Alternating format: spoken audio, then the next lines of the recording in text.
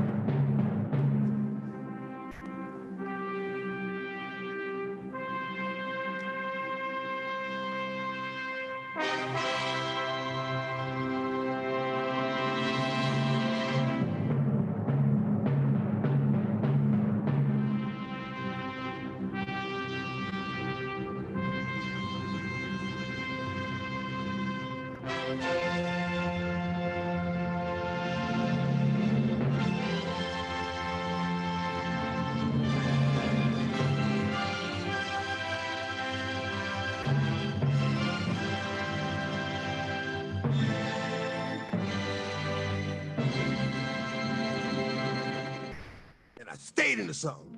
So now I'm closer to God. But being closer is hard. The attacks get stronger, become much harder to fight, and they last longer. That's what it's always been. Joy with the pain, dark with the light, sun with the rain. With the right perspective, it can be something to gain. Unknown number just text me, said they gon' kill me. That's why they just play with her. They know that 40 is stay with her. I'm smoking on that, don't play with her. If you bought a bitch, I fuck around and break the run. I should get trapped of the year, I be trapped. Put a pound on your head, little nigga. She think I'm a little nigga, what she thought I'm catching. I'm breaking my back, yeah. It's messed up my ass when I head, yeah. Rocky got me turned up under, yeah. Now I got this bitch like in the air. Got a fetish for getting this bread. Run it up, drop my nuts like a lead, babe. Trap of the couple chasing it. When you shining, you can't rush the process, man. I swear to God, a couple mess up my ass when I head, yeah. Rocky got me turned up under, yeah. Now I got this bitch like in the air. Got a fetish for getting this bread. Run it up, drop my nuts like a lead, babe. But I got this shit out the mud, bitch. That money feel good when it couple chasing it. When you shining, you can't. But I know that there's more. More for you, more for us. Here we go. What's up, fellas? How y'all doing? Yo. I got everybody. I got Coach Crow. I got King Kai. I got Coach Duncan. I got Coach Leonard Holmes. I got well, it's funny. I got Coach Crow and Coach Holmes right beside each other. What's good with you? Hey, know what's going on, man. And tonight's topic pretty much is about bridging the gap. We're gonna just go right into it. It's about bridging the gap, and it's about and we're gonna talk about a variety of things. Like number one, we're gonna talk about how we can keep the Pop Warner kids on course to go to the next level. And if they don't make it at the next level and they fall to the semi-pro level, how we can get the semi-pro level as an organization and not as just some recreational something to do. So that way colleges can look at, oh, instead of us looking at this school, let's look at this semi-pro team because they got this person, they got that person. It's a lot. It's a lot of things that I wanted to talk about on top of it being just one-dimensional thing. Because what Deion Sanders is doing, he's opened the floodgates for everybody. And we've seen that today, like when Alabama lost 13 players and all of them going to HBCUs. And one of them was a guy that just played in the championship game. Tomorrow's leaders, what's up, bro? Calvin, what's going on? So, I'm just saying, this is how we're going to have the conversations. This is how we're going to start it. I got coaches, I got sports networks, I got players. I love it.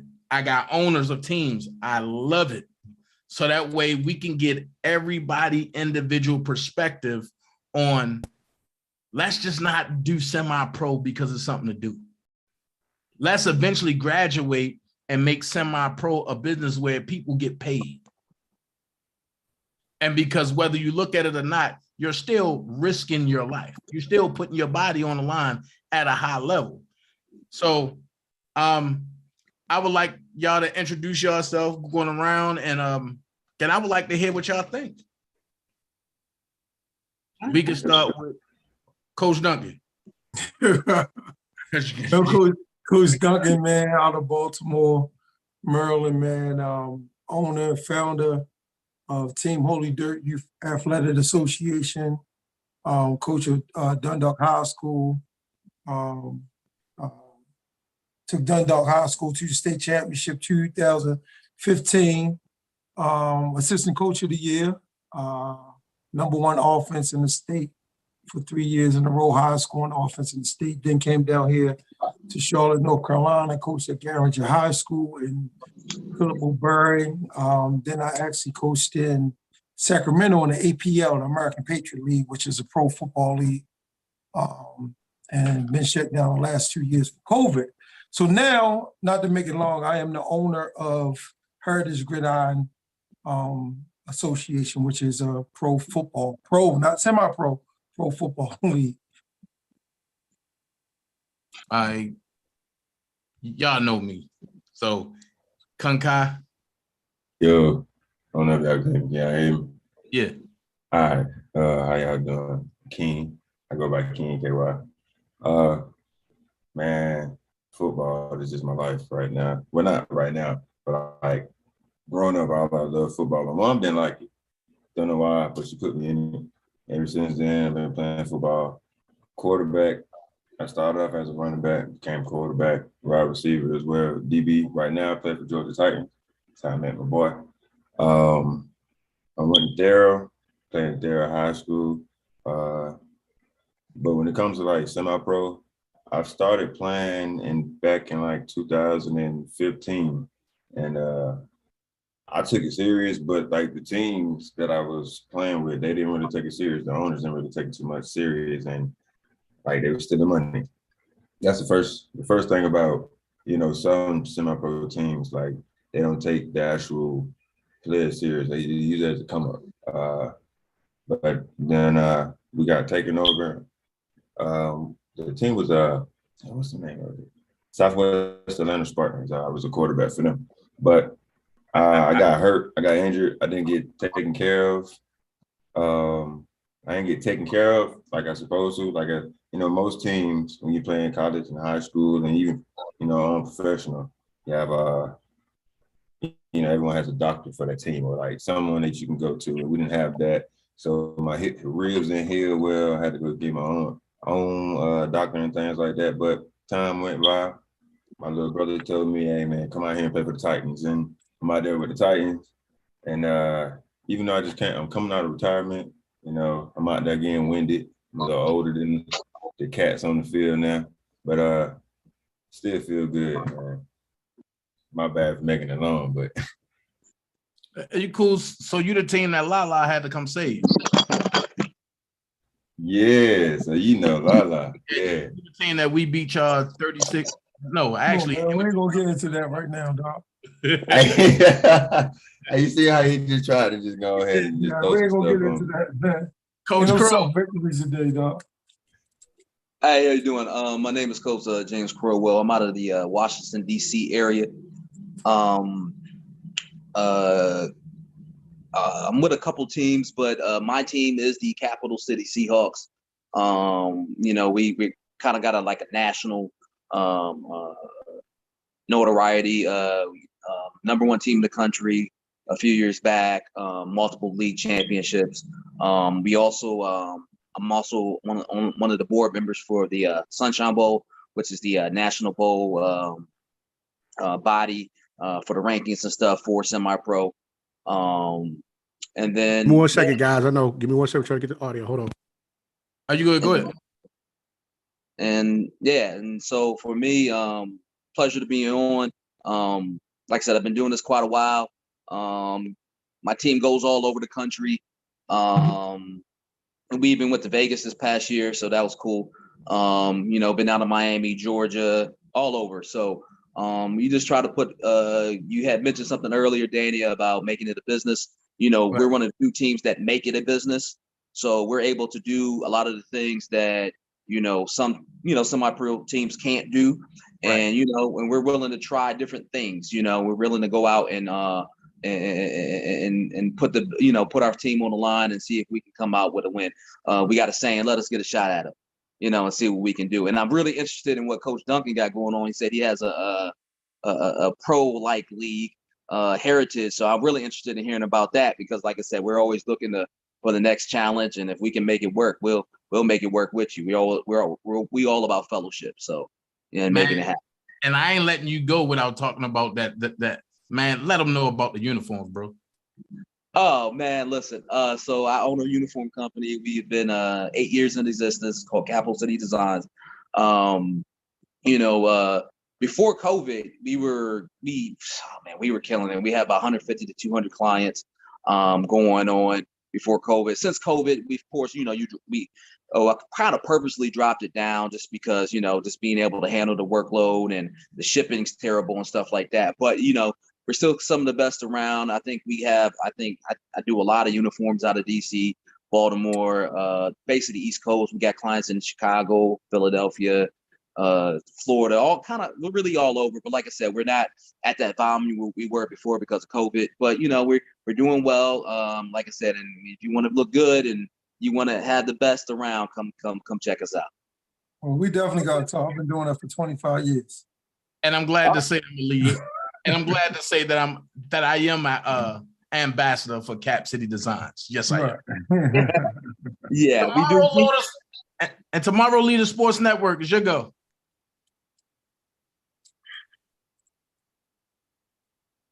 Introduce yourself. Can't hear you. Nah, can't hear you. We'll come back to you. We'll come back to you. Kelvin. Coach Kelvin, player Kelvin. What's good, man? Oh, Y'all can hear me? Yeah. yes, sir. Hey, what's up, man? Hey, man, this Coach Kelvin, player Kelvin. Hey, I've been playing the league like semi-pro for a long, long time. Me and Leonard. What's up, Leonard? Hey, we've been doing it for a good minute, man. Look, I'm one of the owners of the Georgia Titans. Hopefully we can do bigger things this year. We just won the championship like 2 years ago. We're trying to get back to that expectation for the team. Man, we just trying to get guys out there for positive notes, not because semi-pro right now got a rep for like so much violence going on in this thing, man, and the rep for it, semi-pro now, like people getting banned from fields and all types of stuff, like, man, it getting serious like that. It's like getting crazy, and we can't tell the tomorrow kids to do better, and we can't do better as grown people. We can't tell our generation, the younger generation, to do better, and we can't do better. So I'm looking forward to talk about that and see what y'all guys got to say, man. Hey, and just keep it pushing. All right, tomorrow, Leader Sports Network. You ready? We'll come back to you. We'll come back to you. Tank. What's up, baby? Coach Tariq Miller. What's happening? Just introduce yourself.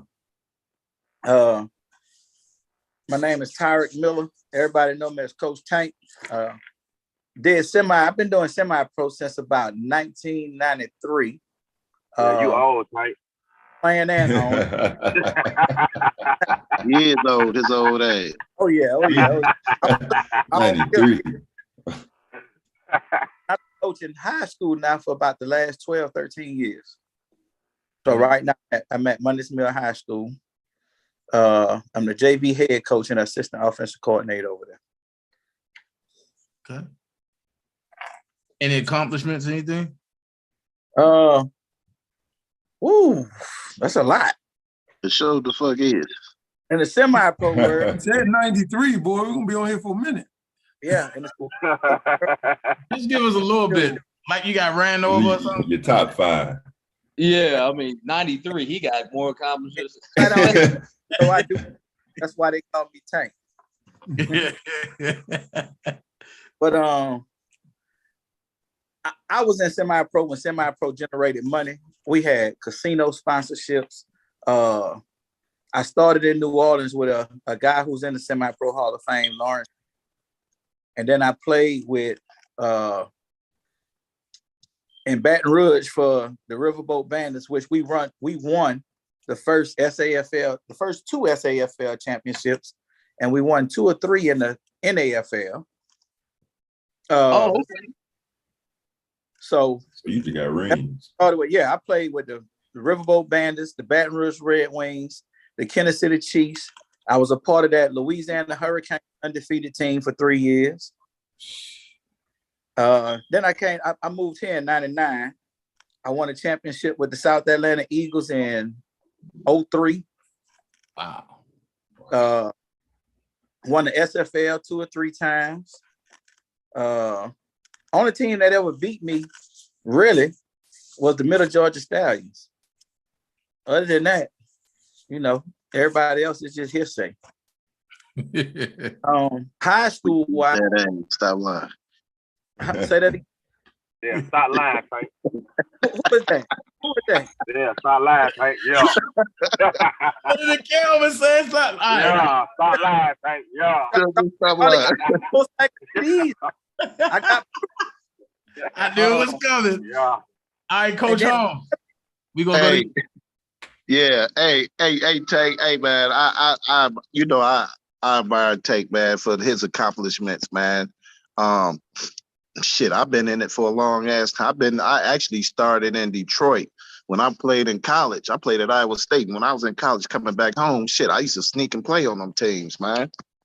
Just taking a risk, taking a chance, and accomplished a lot in Detroit and semi-pro, man. It's funny because when Coach mentioned Louisiana, it seemed like every state semi-pro is different. It's different, man. It's like a core guys. You have to teach different, especially up north. It's totally different. Then when I moved here to Atlanta,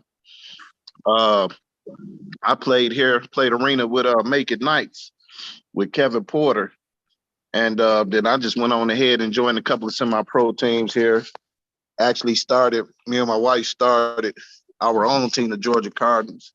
I know Dana played with us. We did a lot of successful things, man. But, we was just, kind of just following the steps of the other teams that's been around, for some years that, opened the doors for us. And so it's crazy, man, because a lot of shit have been going on in semi-pro. It seemed like we getting a lot of damn gang members playing this game. Now they ain't got shit else to do but play football. Exactly. So yeah. us as coaches, man, trying to teach these guys, and they prima donnas, man. They don't want to listen to shit. They know everything it is. And then when you get in their ass, everybody want to scrap or put all the strap. Right. And you made a good point too about it puts us in a position where it's hard to get fields. It's hard to get football fields because now everybody hit word semi-pro. They like, hell no, man. Y'all, we ain't trying to do nothing here. We ain't trying to do nothing there. And it's an experience, man. It's been a long experience, man. And it's hard to get out of it, man. I guess it's in my blood still, like Tank. You know what I'm saying? It was. It's something. Hey, Coach, I think we played y'all a few years back, if I'm not mistaken. What's your name? With the Capital City Seahawks, we played Yeah, y'all. we did. We played y'all, Coach. We played y'all with that bullshit ass dude that ran the league. You know who I'm talking about? Because y'all came to Atlanta. Yeah, but listen, yeah, he had some stuff with him, but yeah. If I remember correctly, we kind of did y'all dirty. Nah, I'm just kidding. I'm joking. Yeah, you gonna put that out there in front of everybody like that? I'm joking. I'm just kidding. It's jokes. It's jokes. It's just jokes. No, you ain't. I don't want no smoke. I don't want no smoke. Back on what Leonard said, that's kind of the reason I walked away from it, because I came up in an era where semi-pro. So I played with Michael Lewis. Y'all might know him as the Bill Man. Played with the Saints. Mm-hmm. Kendall was our quarterback, but when he ended up in the NFL as a kick returner, punt returner, and a receiver. So back when we was playing for with the inception that we could move on to the next level. You know, we got to do stuff like go to the Saints training camp for trials, fastest man contest, and that's how we kind of built relationships. Some of these kids now, and that's part of the reason I went to high school, some of these kids playing semi-pro now, you can't walk them into nobody facility.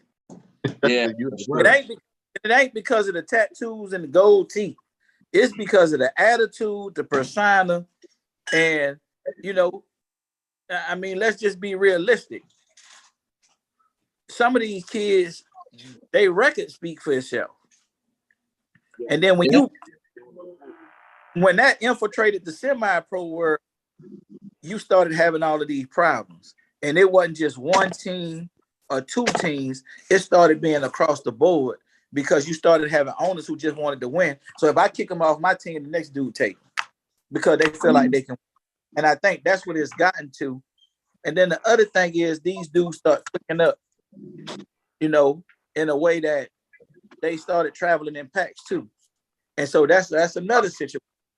So anytime, it don't matter how many times you change the name of the team, where you go, you still end up having the same problem. You know, whereas in high school, you recycle them kids within a 4-year period. And the other thing is you got more of a listening ear than you would with the semi-pro, because some of these dudes, they might have were high school superstar, but you can't tell them nothing, you know why they ain't. Yeah, so hold on. Let me get into that, Tank. Tomorrow, Leader Sports Network. Are you ready to go? He on here. Yeah. We see him, but we can't hear him. Click your mic, brother. Hit him in his chat box and tell him turn his mic on. Yeah. Yeah, turn your mic on. And your mic not even on. So, Coach Tank, I hear what you're saying, man. I mean, you make a valid point about how some of these guys don't respect the game. They respect, whatever it is that they respect, whether it be they respect anything outside of the game, but they still want to play the game. I think what we've been able to employ here in DC is that, yeah, you're going to have those elements, but it starts at the top. We don't, on my organization, we don't have all those issues, because I make it clear from the get-go, we're here to play football, right? And if you don't want to play football and you got anything else going on, then this ain't the place for you. And like that traveling in packs, I always say my team is for grown men, right? And grown men don't need other grown men to make grown man decisions. So you can't eliminate it completely, because these guys kind of get, they get to know each other, they get to love each other through the fellowship of football. But yeah, I don't take package deals. And Dana will tell you that. If you come to play for my team, you're coming to play for my team. If your homeboy gets cut, he get cut. You know what I'm saying? That's just what it is. But I think Coach Leonard made a good point, man. Every area is so different, though. Yeah, and I think that's because we can do that, I guess, up north where I'm at, because there is a separation between that gang violence and sport, and there's kind of respect for the sport. And I found out, and I'm not picking on you guys in the South, there's a blurred line there down there. And I know, Coach Duncan, you're from Baltimore. Do you kind of see the same thing? There's a respect for the sport, and they kind of leave that gang stuff kind of out of it, or is it how's the Baltimore experience for you with that? Well, I mean, Baltimore is a little different. Y'all know Baltimore a whole different beast. You know what I mean? It's a whole different animal. Like people be, when people hear that DMV is the DMV, that's PG County and all that other stuff.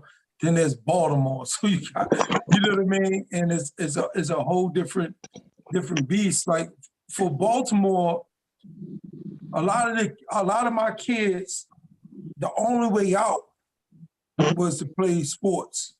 Like we wasn't getting out of the city no other way. And if you look, I don't know if y'all watched the documentary of the Texas shooter, you know what I mean? The Baltimore police officer that got set up the day before by a new detective because he got to testify against some guys in a gun task force the next day.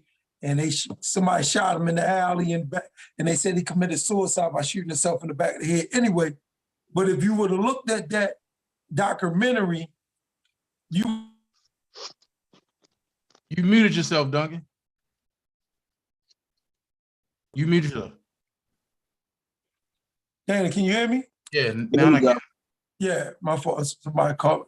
But the corruption goes so deep. It's not just the Baltimore Police Department, the City Hall, the corruption deep, the sports, you know what I mean? Baltimore sports, as far as high school sports. One of my coaches told me, they like, Dunk, you'll never be a head coach in Baltimore.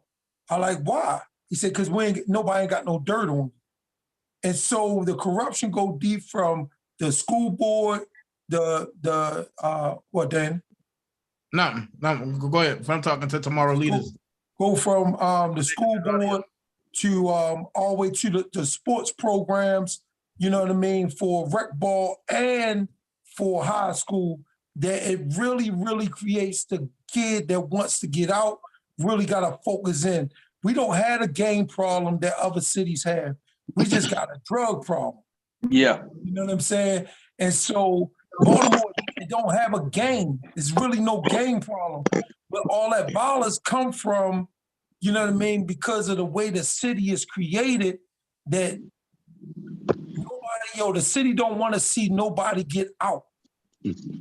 And so you basically got to drag yourself out of Baltimore. So my thing is, I put 125 kids in college, right?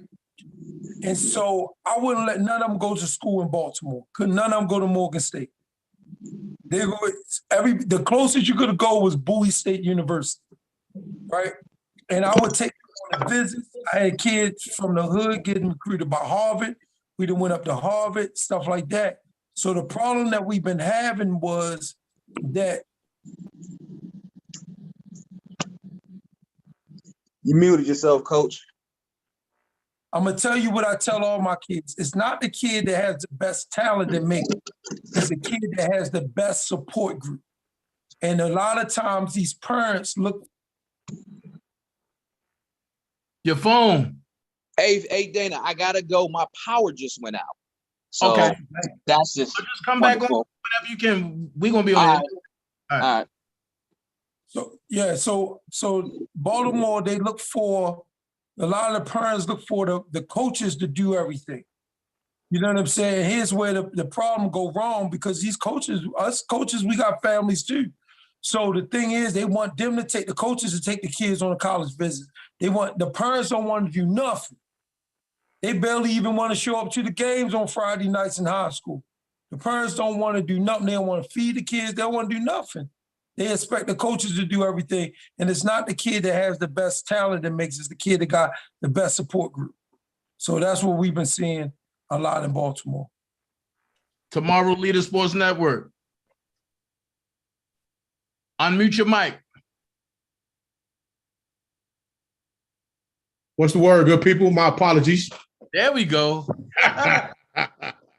Hey, it's a daggone shame you're IT, been doing this all daggone day long. You can't get your own stuff working at home.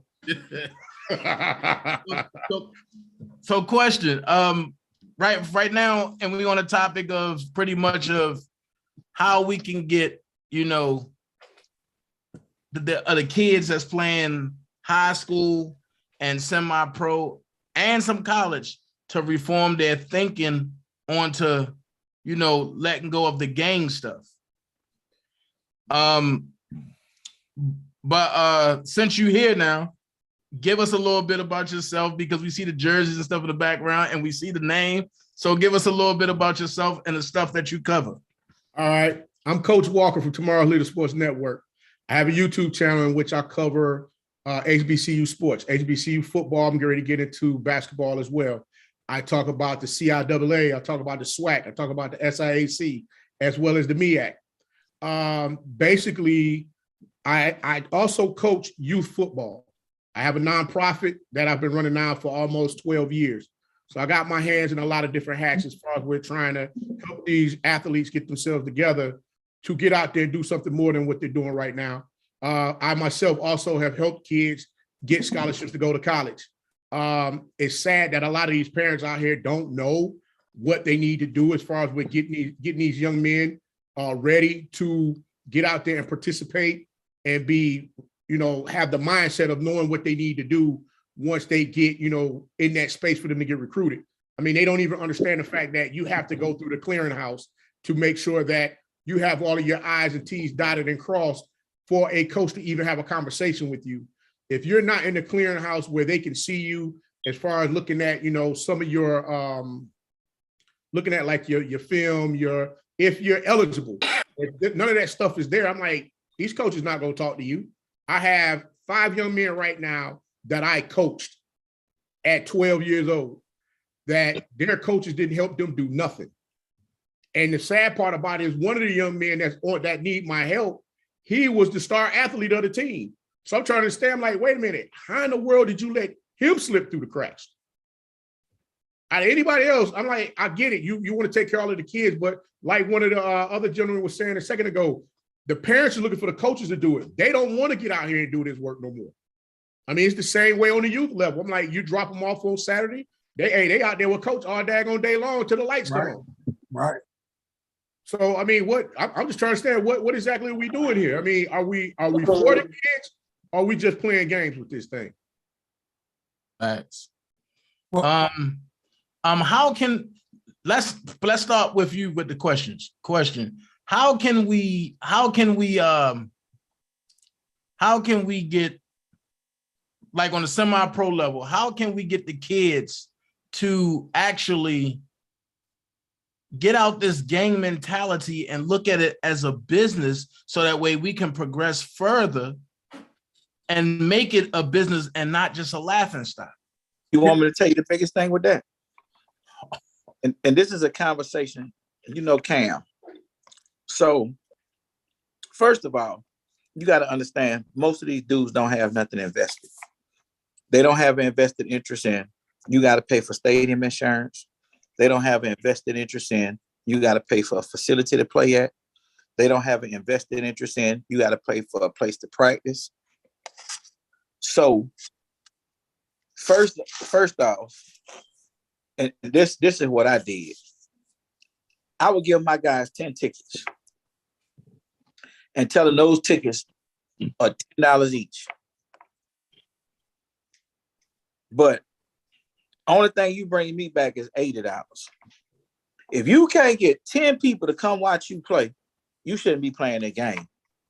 Right. That's number one.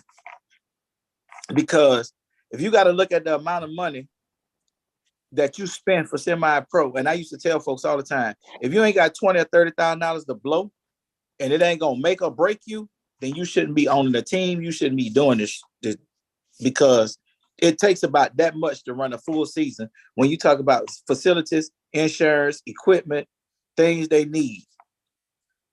So you got to make these guys have an invested interest in it if you want them not to do the stuff that they're doing. You're least likely to do it if you got your kid, wife, baby, mama, or whoever out there.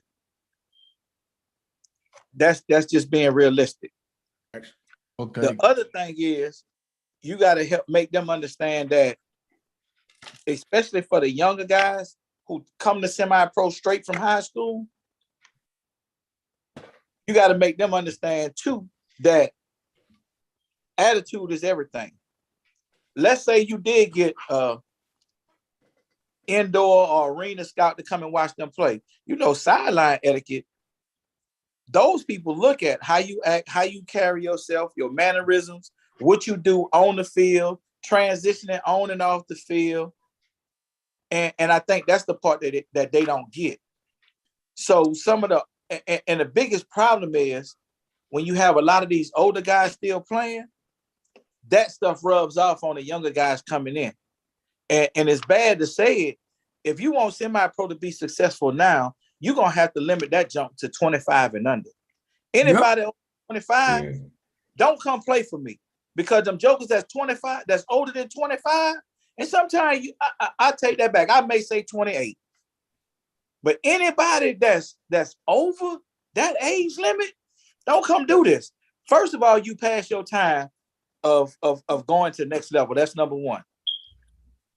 Number two, most of the time, them dudes that's that old, you can't coach them, you can't tell them nothing. And then you also got the problem of some of these coaches in semi-pro are not that old these days. Right. So you got a coach that may be younger than one of the players, and he's not respecting what he say because maybe he did play college ball for a year and he didn't make it. So he feel like he know more than a coach. So that's the other issue. Like right now, it's with the semi-pro, the problem is the age range that you're dealing with, because they're not at teachable, coachable ages. And I'm just gonna be honest with you. Like, I walked away from some stuff last year because, like, some of them dudes been playing for 10, 11 years already. So you can't tell them nothing. So why waste your time dealing with them? And then you tear up your organization because you choose to deal with them. Can't do it. We in order for semi-pro to work, you got to change the dynamics of it. So one of the things I do for my professional team, Sacramento team, is, day one when you walk in the door, I let you know this locker room, this ain't about manhood. Leave your manhood at the goddamn door. I can care less what type of man you are.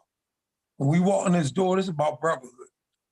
Mm-hmm. See, one of the things that I do, man, I'm a hell of a mentor for these young men, because manhood got me in trouble.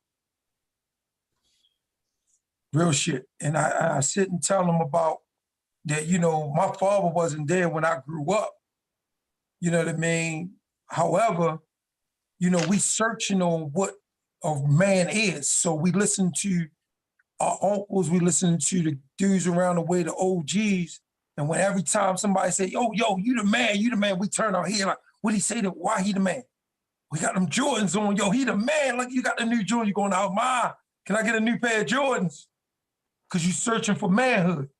You know what I mean? Or the dude in the hood, they got all the chicks. He drop one chick off, bring another chick back. Drop one chick off. So what we do, we go running around. We go, Dana, we used to go down the harbor and we get all these chicks' numbers and shit. We just see who can get the most numbers tonight. That's right. That was considered being a man. You know what I mean? And so it was us searching for manhood because we didn't have no real guidance on what manhood was. And I told, every time that I say something to you, if you in manhood, you're going to swell up at me because manhood is to protect. That's what we taught. And so you're going to swell up at me and you're not going to even receive what I'm saying. You're just going to be, listening how I'm saying it instead of what I'm saying.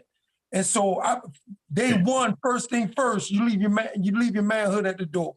Matter of fact, pack it up and send it back home to your, put it in the box, send it back UPS to your home.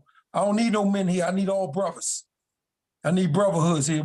We build a fraternity day one. And it comes by the professionalism of the coaches. It comes by the professionalism of the assistant coaches that you hire and everything. All these guys, a lot of times, I don't really believe in, getting really, really great coaches, because really great coaches is stuck in their own philosophies and they can't, I got a whole different type of system.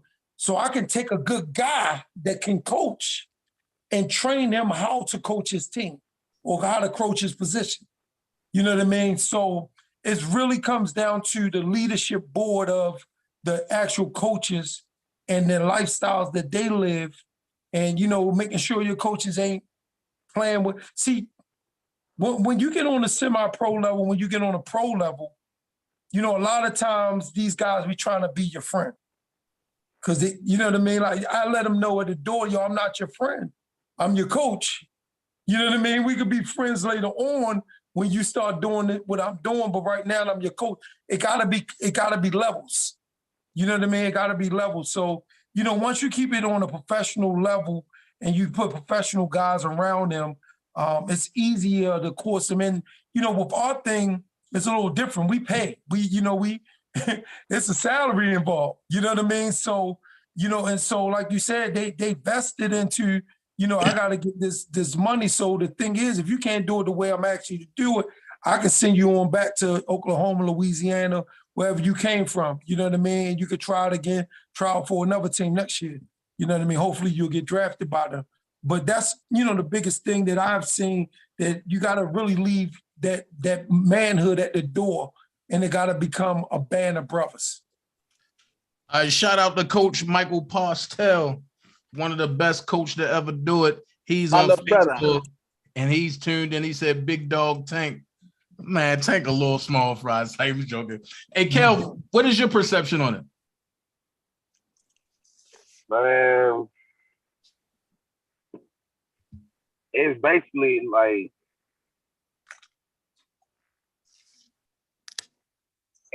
what make me don't understand the situation of like I said, I've been doing it for a long time. I never got caught up in the gang stuff, none of that nonsense. I've been doing it for a long time. Tank know me, Leonard knows me. I've been doing it for a long time. Yes, sir. And so I never portrayed myself to be a gangster, wanna be, you know what I mean? Like in gangs, I'm not for that. I'm here for the game.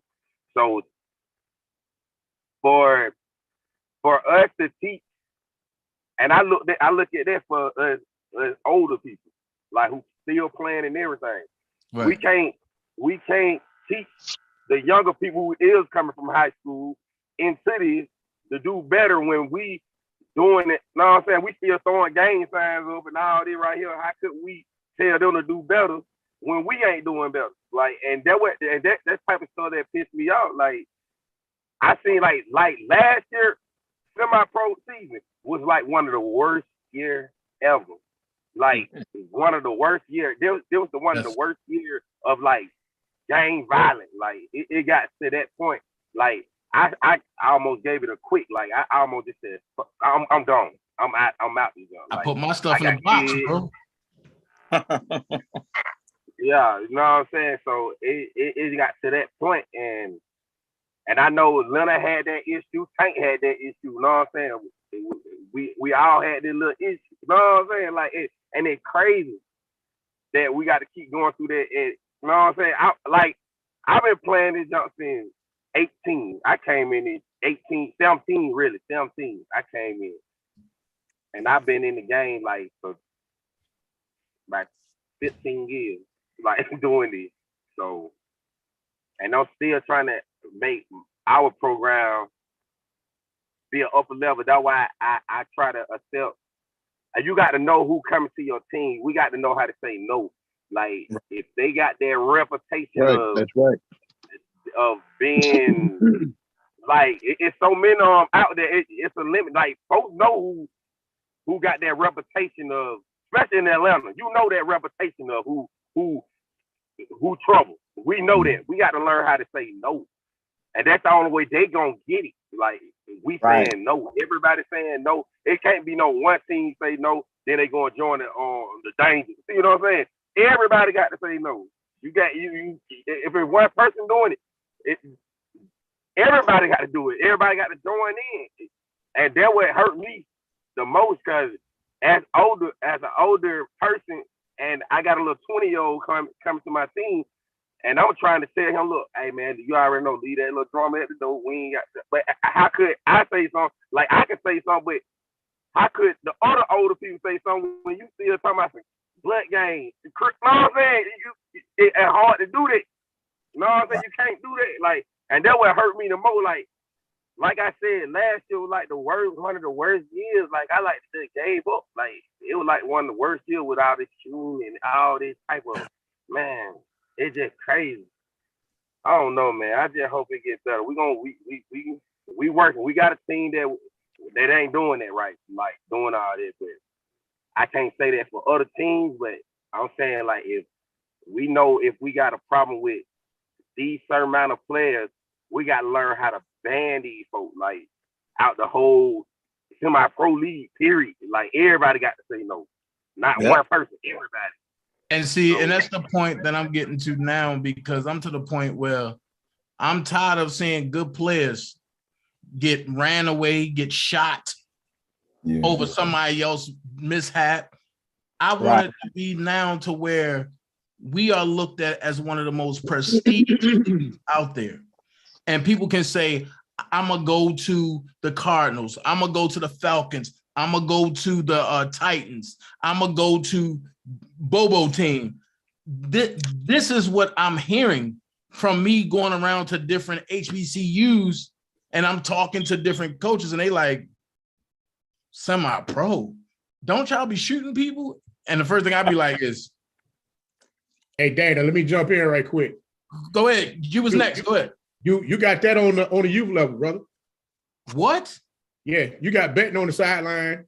You got you're right. You got kids. You got kids. Hey, Kevin, you from Atlanta, right? Yeah. I coach over at Gresham Park. So So we see a lot of this stuff going on, bro. I mean, you got people betting on the sideline on games. You got folks out there daggone trying to manipulate the parent to get them to move their child from the program that they're at, to bring them over to another program, to come over there and play with them. And you know, they're giving some type of bogus, some type of old foolish type answer, like, yeah, you know, if you come over here, you know, your son want to play quarterback over there, we'll give him 5 plays. You know, it's just some type of whatever to just get them to move, not understanding that you're setting precedents with your child as far as how things are going to continue to keep going. Not to mention, they're paying for a lot of these kids to come out there and play. So what happens if you pay for a player and that player decides, hey, look, y'all ain't winning, I don't want to come to practice. Your money flushed. Or better yet, he come out there on the field, y'all winning, he don't get his way in the game and decide, you know what? Hey, I ain't even coming to practice because y'all won't give me the ball enough. And then, you know, you've been held captive dealing with daggone with these players. So I'm like, it's starting from the babies all the way up. And I mean, to be honest with you, I was running a youth football league, Georgia Extreme Youth Football League, and I got crucified because I did not want to allow a team to come into the league, because everybody kept saying, hey, coach, if you allow them to come in, we all gonna leave. Well, guess what happened? I didn't allow the team to come in. They left anyway, and then allowed the team to come over there and play with them. So you already know people already, they got agendas. Everybody got an agenda for something. So it's almost to the point where like you're looking at them like, man, I don't want to leave the kids behind and not coach them up and be there for them. But I mean, you got these parents that they don't care about what you invested into their player. Right. You know what I mean? Think about it. I'm sure every last one of these coaches on here, y'all had to feed somebody, y'all had to clothe somebody, y'all had to take somebody home. You went on an out-of-town trip. They didn't have no money. You know, the parents sent them with no money, didn't send them with no clothes. You had to go get them something just on the whim to make sure that that kid was cool being around his teammates, not having what everybody else got. So I'm like, what we doing, man? I'm like, it's almost like it turned into daycare. I'm gonna tell you this. What is that? Coach Holmes, let's get your input. You know what? And you know, what's crazy is the percentage of these problems, these issues going on. And I'm gonna hit up on the youth right quick, because on the youth, look at what's going on in the youth. You got parents at these games, they more involved than the kids and the coaches, they fighting each other. So that's all you're hearing right now. That's all you're hearing right now all over the states is youth fights. If you really pull it up, how many youth fights, it's unbelievable what these kids going through. Because like you said, I forgot who said the coaches is young. These coaches is younger, you know, just getting out of high school. Some probably played 1 year in college, but that don't mean they experience, you know, and a lot of these guys is going to the youth program and they taking that mentality from the semi-pro, taking it to the youth, and now you're getting the parents involved. And it's sad, man. I went to 2 youth games this year, and I seen 2 fights at the game. 2 fights, because one of the players, you know, like Coach said, if they invest the money in their child, hell, they want their child can probably be one of the worst players on the team, but they feel like they put money in it, their child need to play. And if their child don't play, what they do, the parents get on the coaches. And you know the coaches ain't gonna back down, because they got pride that they gotta upheld when they're around them kids and them other coaches. So it's all across the board, man. It's gotta be a change in this.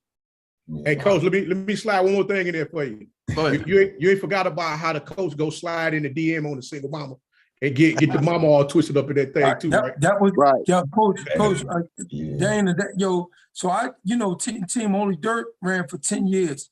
I had 1 fight at my field. I'm trying to get Team Holy Dirt here in Atlanta. Yo, 1 fight. You know why? And guess what? It was a fight between a homeboy and his best friend. And that was because he came to the game and found out that the homeboy was smashing the best friend's girlfriend. It wasn't even no parent fight. That was some old personal joint. And you know what I mean? And so I really didn't have a fight in 10 years. And it's because of the professionalism I kept up there. One of the things I used to tell my coaches can never say, hold up, number one, to piggyback on what Coach just said. My number 1 rule, that if a coach mess with one of the parents, you are out of here.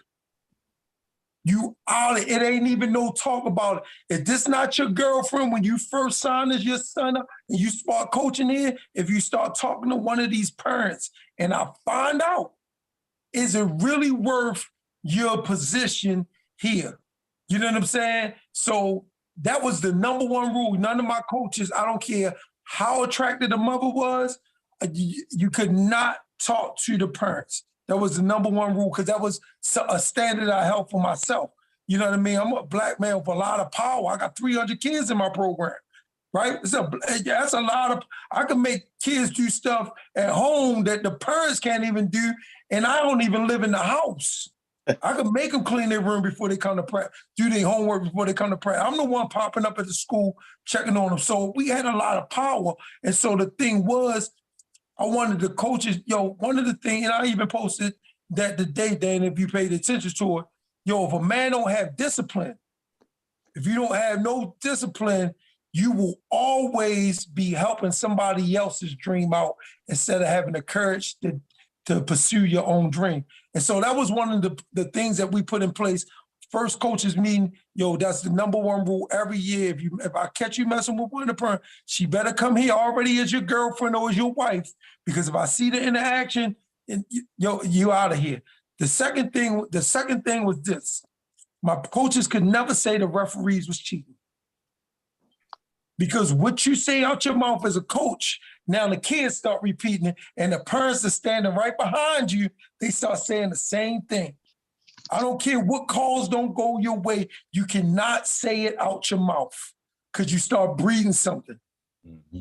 You know what I mean? And so it's really about, we had a code of conduct, and I held everybody to that standard. They signed that and everything else. So it's really about how you structure your program. I'm telling you, I did 10 years straight, then took the same kids to high school and put all of them, 100% of them in college. Not one of them purged, 100% of them in college. And it was all about how you carry yourself, and the kids became a model of you. Boy, some shit I wanted to do over them last, 16 years. All some parents I wanted to smash over some 16 years.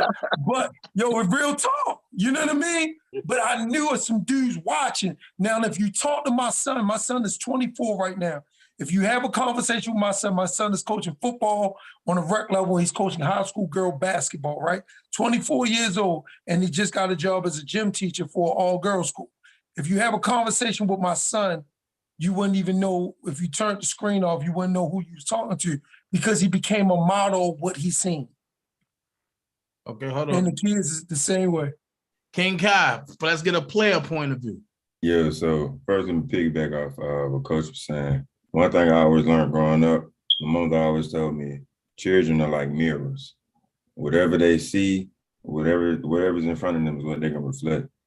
Like, so like if a child's growing up, parent drinking, smoking all the time, kid gonna see the same thing. Parents talk about games and things like that. Kid gonna talk about games. Kid gonna take it to school. Kids are very impressionable. So it's like when it comes to football, I used to use football as an outlet because growing up, I used to have anger problems. So I used to use football as an outlet to, you know, instead of harming somebody outside in the streets, something like that, I go put on equipment and take it out on the field and things like that. But basically, it comes with what's the word I'm looking for? Leadership. You gotta look within yourself to make sure, just like I said before, kids mirrors. Kids do what they see, whatever they're around. I got 2 sons now. I want both my sons to play football, but it's like being in the South, being in Atlanta, shoot, rec ball, JUCO ball is kind of crazy now. So it's like I got a 6-year-old. He want to play football. I'm teaching him how to play football, but his mother asked me, you know, what team should he go play for? You know, back then when I was younger and before I got older to play ball, Ben Hill was one of the great places to play at Welcome Hall, Adamsville, Sandtown, places like that. But it's like now, I heard them Ducks was the place to be. Oh yeah. But now it's like, you know, those areas got a lot of gang members in it. And those areas has a lot of gang members in it. And there's a lot of dangerous places for kids. Like nowadays, kids getting hit and crossfire with bullets and things like that. And kids also watching television. Television is a big thing when it comes to kids now, and how they see life and how to perceive things. And when it comes to semi-pro, as a player, playing in semi-pro, one thing I can say, now you see how coaches was trying to get with the parents, but you got some female owners trying to get with some of the players and things like that. I was actually in a situation like that. With the Spartans, I actually was in a situation like that. And yeah, you looking like that, but yeah, I was in a certain situation like that. Things got bad because I was trying. Wait! You gotta rewind that, dog. DanaJay gonna say it. I'm gonna say it. Yeah, rewind that one, bro. Hey, yeah, I had a female. Yeah, I had a female owner. I'm gonna say. Hold up, where you at? You in Atlanta? Yeah. Hey, look. Pro came back and said, "Hold on, what? Hold a minute." So I was like 20. I was 20 at the time, my first year playing semi-pro football. And at the time, the owner was Derek Finch. Yeah, I'm calling names, things like that. But oh my God. So yeah, so he messed the team up, stole the money, got gone. So we come to practice, like I said, like a couple months later, and we got 2 new owners. Danny, Lala, and then the other one was, I forgot her the young lady name. I'm gonna call her young lady to be respectful. But so basically, like she was pretty cool. You know, she plays semi-pro football as a female. So she was a good coach and things like that. But conflict of interest. She was coming on to my brother, coming on to me. Things happened. And that just like, it was basically like feelings got into it. And hey, King Kai, can I ask you this question? Go ahead. Oh, you said she played semi-pro football, right? Yeah, she played ball. Did she referee as well? I think she did. Come on, Danny. Yeah. Come on, man. This ain't what the story is, Danny. I had to know from my recollection. What about Danny, really? We doing after football game terms, bro. Come on, man. Come on, man. Finish the story. But yeah, man. I go ahead, I just. But yeah, back to it though. Like, you know, it's just like, you know, people got to be professional, basically. You know, when it comes to an organizational type group, you can't, no conflict of interest. Make sure everything that's been done has been done on a professional level, because people is looking at you. People, you're representing something. You're either representing your city. Each person on your team is representing themselves, representing their team, representing the coach, representing the owner and their families. So it's just like, you know, you want something better for the semi-pro organization, period. Start by everybody that's in that organization. Facts. So, Coach Crow, What's happening? I'm just saying, how can we get this violence out of our sport? Well, it starts with dealing with like-minded owners. Everything I feel like comes from the top. So what you allow into your organization is what's going to manifest out there on the field. So it starts there. So I think one of the coaches said, I think it was Coach Tank or one of the coaches mentioned earlier that, you know, if I put a person off my team and I say it's because of violence or X, Y, and Z, you know, you got to have like-minded owners that say, hey, you know what, if you put them off for those reasons, we're not going to pick them up, you know. So, but if you're dealing with a bunch of people who only goal is to win a championship, well, then of course you're going to have folks lowering their standards and dealing with people that they would never deal with outside of football. And that's kind of how I carry it. If I don't feel like I would deal with you outside of football and your character is not of such where, you know, I'm willing to be seen with you outside of this field, then honestly, I don't want you on my team, you know. And at the end of the day, in semi-pro, we all have, you know, regular jobs, even the coaches. So for me, I work for the government, United States government. So my who I keep around me is very important. I don't have a choice but to keep certain, you know, I can't keep certain people around me. So at the end of the day, some people don't have that force and function, but at the end of the day, who you keep around me, who keep around you is who you are. So starting to get the violence out. Now, granted, you can't handle every situation. So football is a volatile sport. There's going to be some fights on the field. Somebody's going to throw a punch and stuff like that. That's going to happen. I'm not talking about that. But I'm talking about more so like the gang violence and like the bringing guns to the field, but and again, that's goes to the character and quality of the people you allow into your organization. And you know, all the owners know who they are. And I'm not saying that that guy who's had issues in the past can't join your squad, but you got to make sure that you're real clear and real focused with this individual that, hey, this is not what we do here. Now, granted, you do have a past. We're not going to judge you by your past, but we do recognize what it is. And if you can't let that go during this time period, this 3 to 4 hours that I'm asking of your time, then guess what? This is just not the place for you. But again, you got to have that mindset across all the ownership that you're dealing with. And if you don't have that ownership across everybody that you're dealing with, that person's just going to pick up, leave your team and go to another team, and you're still going to see him on your field. You didn't really solve the problem. So I think it starts with the ownership, people having standards and ethics, and don't bend those ethics just to win a football game. Thanks. Daniel, tell me why people carry guns, then. Say what? Tell me why people carry guns. You don't know how to throw no hands. Yeah, hey, yeah. What's the my main generation reason? was the last That's generation. what I think. Yo, tell me, what's the main reason people carry guns? Because they scared. Scared. It's fear. No, but that's it in a nutshell. It's fear. They scared. Yeah. They scary. So once you get past the insecurity of what they scared about, then we can get to the actual situation. You know what I mean? And so that gotta be, that's an individual thing. It is. So the question is, since you said that, let me ask this question.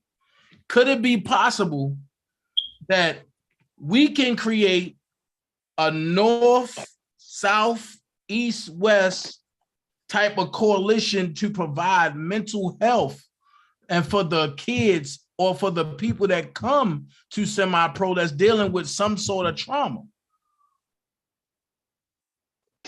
It makes sense to do it. That makes a lot of sense. One of the things and one of the policies that I got for Heritage Gridiron Association, we have leadership classes, right? So I have a crew that's certified in leadership. And so this leadership that we actually do, you don't even realize it's turned into mental health classes. You know, now when we say mental health, we gotta be more specific because each person has a mental health, just like your body has a health, like physical health, right? But your body has either a good health because you do the proper things for your body, not nobody else's diet, but what functions right for your body, or you have an illness in your body. Same way you have a mental illness, or you have you're mentally strong. So we have to really, everybody, all of us have traumas. All of us got traumas, stuff we went through as kids, and you can't tell me that your trauma is more important than mine. But all of us have choices on how do we react to our traumas. Like a young brother said, football was an outlet for him because of his anger issues, right? He made a conscious decision, let me put on a helmet and pads, and I can go out here and hit people as hard as I want to, legally. Right. I don't have to put my hands on somebody. And by the time that's finished, then all the other stuff is out of my head. Yesterday, I went through a situation with some stuff as far as business, and I realized I have been doing business for the last 4 days. I ain't really left the house. I went to the gym today, and I felt like a new cat because that's my dwellings. That's my second home. And so all of us got a choice on how we react to every situation. And remember, you are your reaction. You don't get it's just like a tea bag.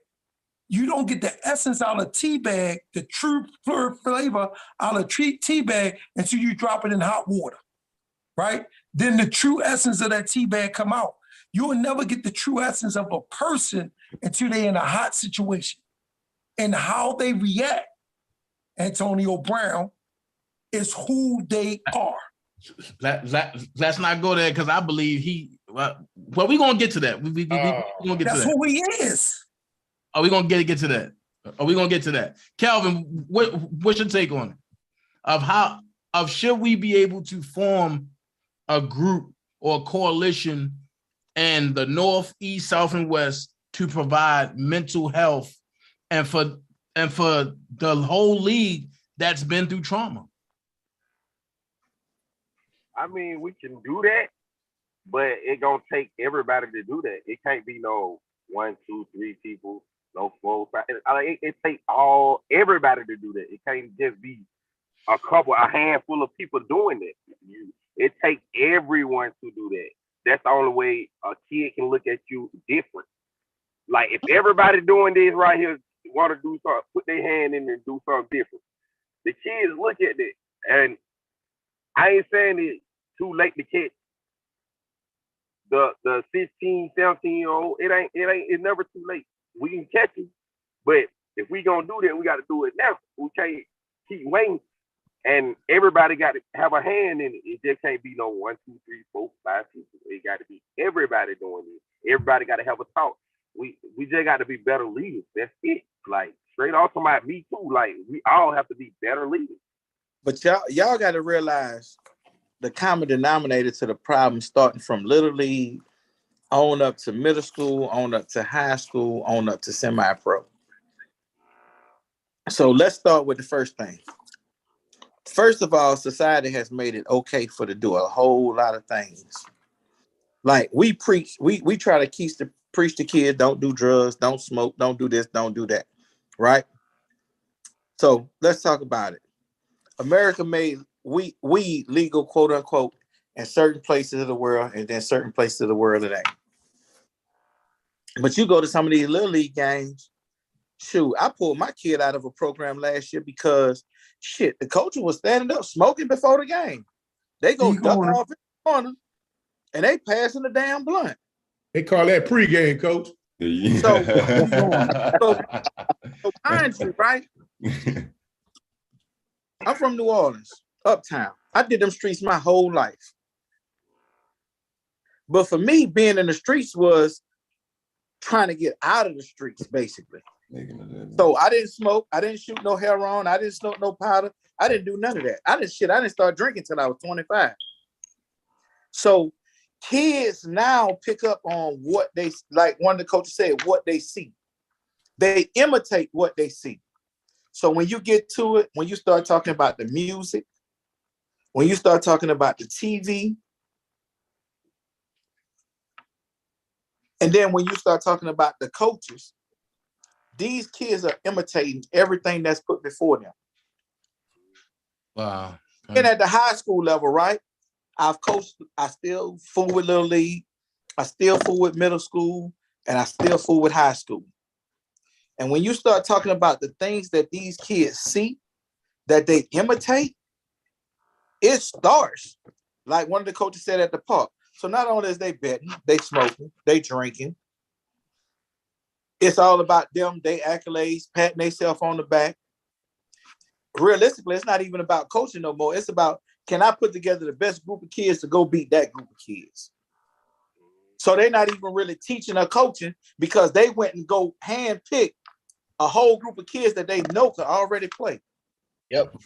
Then you get them over to the middle school level and you're inserting them in a situation where you have teachers who have coaching jobs who are not only trying to be mentors and teach them how to be young men, and all of the things that they've seen before they got to middle school is complete opposite of what they are seeing in the middle schools.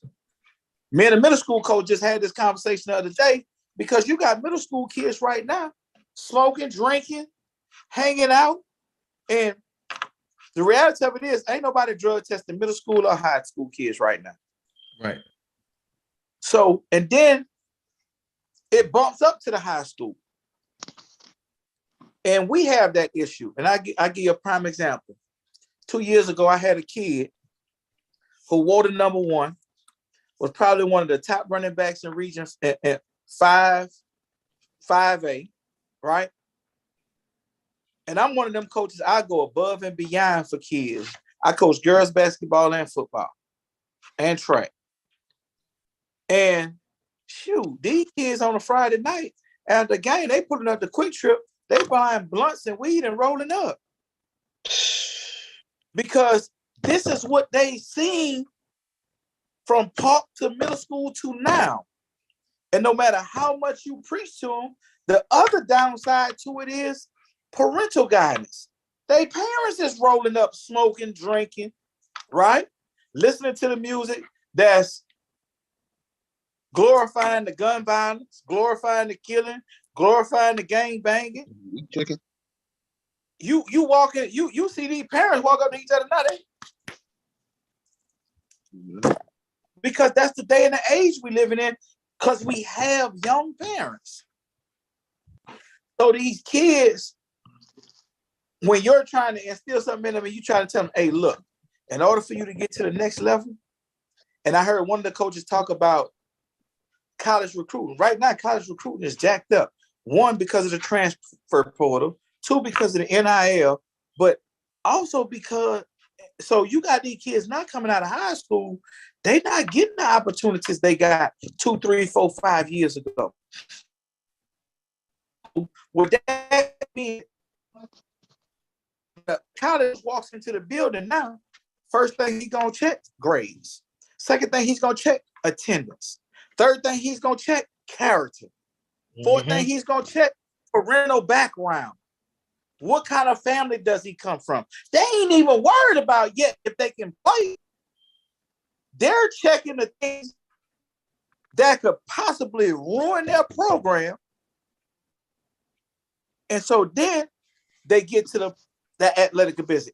Is their hands big enough? Are they actually 6'1", 6'2", 6'4", 6'5"? Do they actually weigh 170, 180, 190? Before they even get to the athletic part. Right. They looking for the next phase of their program. That's right. And so that next phase, you know, before kids used to get by without having those grades. SAT, right. ACT, the bar has been raised. Before the ACT, you used to score a minimum of a 17 and you was college eligible.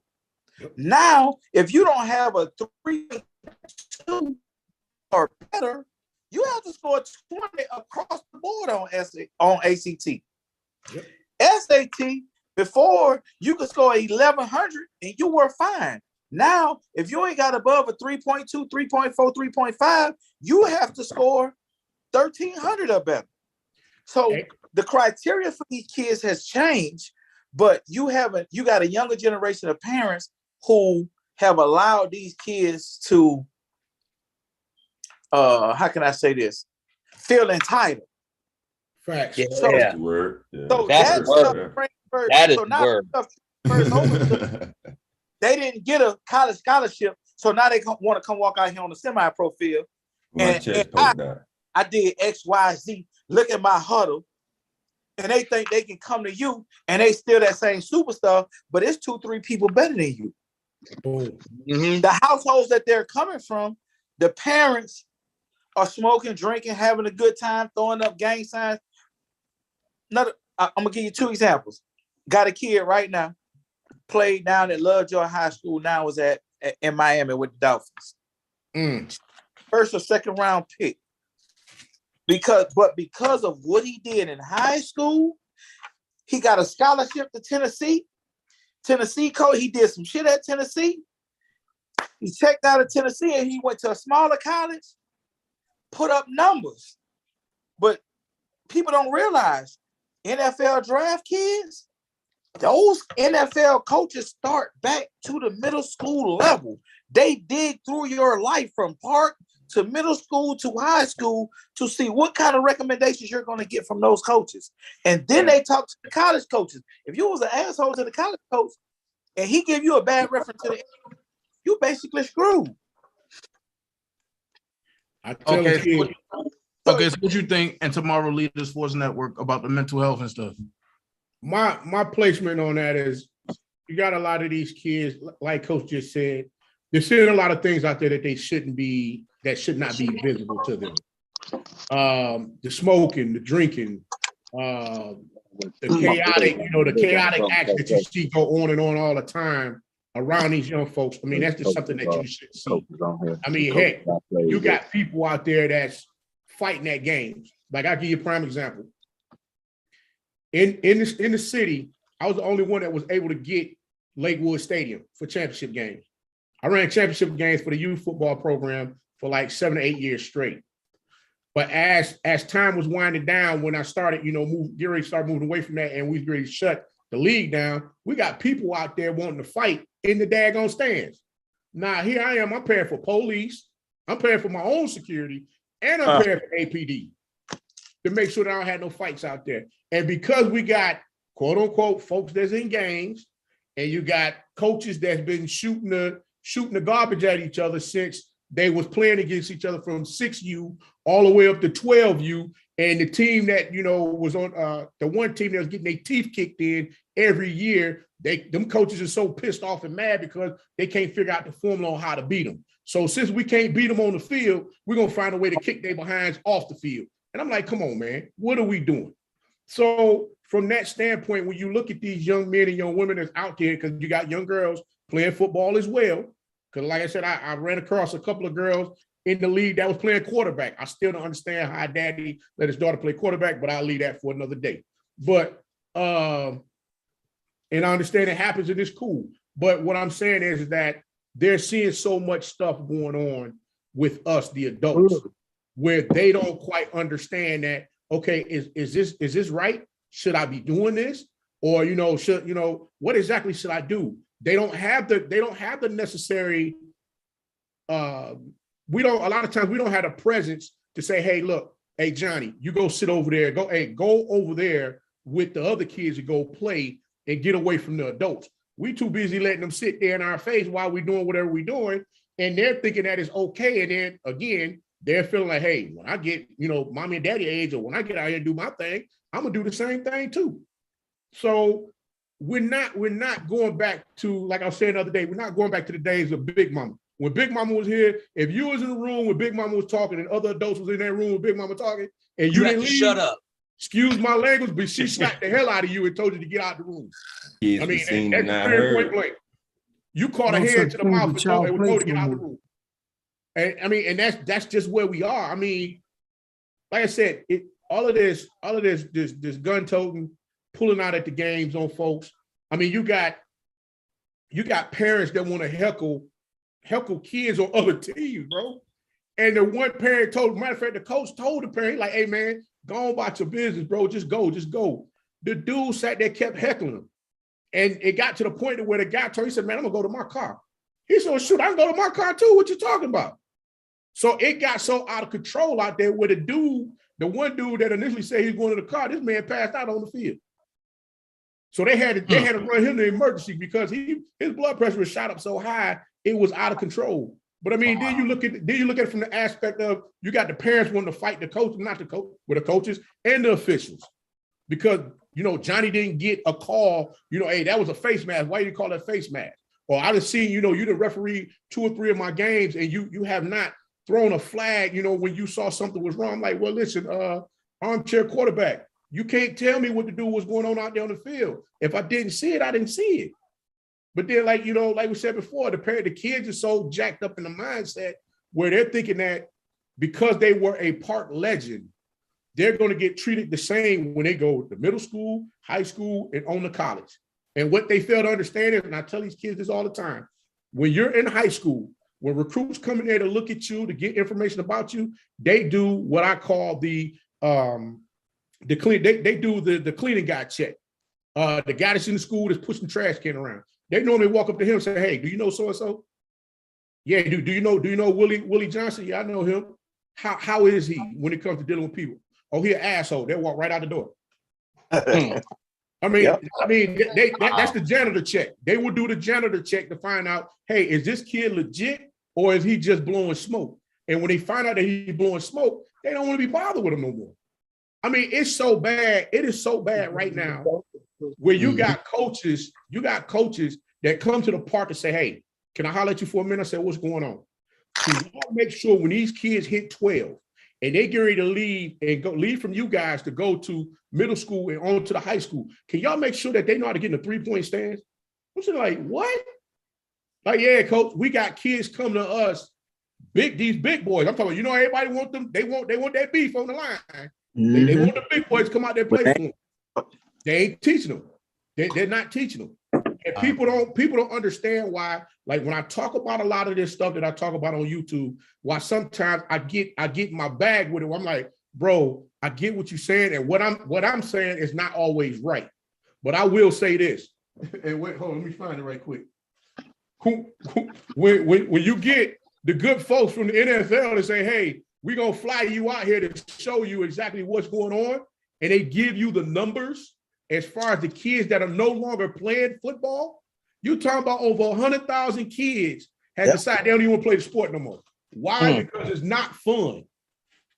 It's not fun. And like I keep telling people, I said, what's the first? I said, when you hear the word fundamentals, what's the first word you get out of fundamentals? F-U-N, fun. So if it ain't fun no more, you ain't teaching them. What do you want?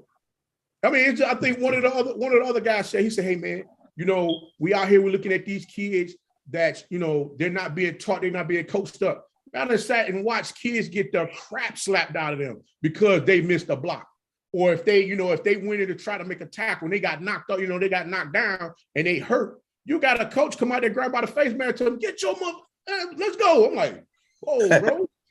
Like, you couldn't do mine like that. Cause I'll be like, hey son, just drop it right here. We gone. Cause it's, you know, like I said, we play the sport and I taught them how to play the sport, but we don't play the sport like that. That's not how we move, man. I mean, it is like everybody said, there's a lot of guys out here, they mean good with trying to teach these young men how to play the game, but they're not really teaching them because everybody want a loaded squad. Yep, everybody wants it now. Our coach will come to me. Our coach will come to me. Like I said, I've been doing this now 15 years. I had one squad that was loaded. That's my 12U squad, where I got 5 kids right now that's in high school, get ready to come out of there. And these cats don't have scholarships getting to school, and I'm trying to do whatever I can to help them. And you played for a state championship this year. Explain it. Wow. Coach Holmes? Man, I'm just, you know what? It's crazy how you think you know so much and you just learn so much from a lot of these vets. I'm calling everybody on here vets, man. It's you know, just listening to everybody's input and situations they've been through. Man, I think we need to have something like this and spread the word, man. Yeah, every week. I think we need to have something like this and spread the word. The more we can get out to the rest of these owners, these coaches, and come to get some, you know, put some things on the table. And like you said, Dana, you know, and see what we can do from the east, the north, the west. If we can play, if I can play,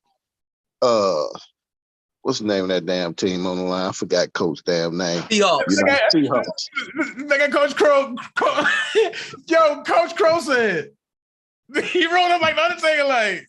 Yeah, you know, he was talking proper earlier. Then he just gonna get straight hood again a minute ago. It's all good. No, but you know, man, if we can reach out to the coaches, man, to play games like that, man, we should do something like this, and just you know, and get together, man, with owners and head coaches, man, and them tools we can take back to our organizations. Right. You know what I'm saying, and take back to our team, man. It's a lesson to be learned, man. And I think, I mean, just having this conversation, what we've been on here about almost an hour and a half, man. I learned so much just by, like Coach said from Baltimore, how he structured his organizations and the things that he do. And wow, it's amazing, man. It's just funny how you can how everybody runs something different, man. And it's amazing, man. I love it. But Coach let Crow. situations where you gotta not let somebody compromise what you're really trying to do. And like I say, I walked away from it. You know, Lenny, you know, I had been messing with Ty for the last few years. Like when everything goes against the principles of what I believe in, I'm not gonna invest my money in something that I don't believe in. Right. Yeah. And you know, he and I had that conversation, and it goes back to coaching too, because you got some. I mean, I had a coach over there. Shoot, one of your homeboys want to tell me, nigga, you know who I am, you know what I do, blah blah blah blah blah blah blah. And I'm looking at him like, if sure don't. Who the I am? That junk you wouldn't even fly. Because where I come from, I'm not finna sit here and argue with you, dude. Right. But this is supposed to be football. Right. Let's So get now back to I that. know why these dudes out here act like they act. Look at you. Yeah, let's get back to that. It's about, you gotta understand. Okay, answer me this. Why is there rankings in youth football? Let me tell you why it's ranking in youth football. Yeah, I need it. I'm gonna tell you a little bit about the rankings in the youth football. So see, the white boys sit behind it. I hope there ain't no white dudes on here. Don't get offended. No. But white boys sit behind their computer and they doing the high school football and they ranking kids. And when you start looking, you be like, but wait a minute, it's a kid over here that's doing this. Like right now, I give a perfect example.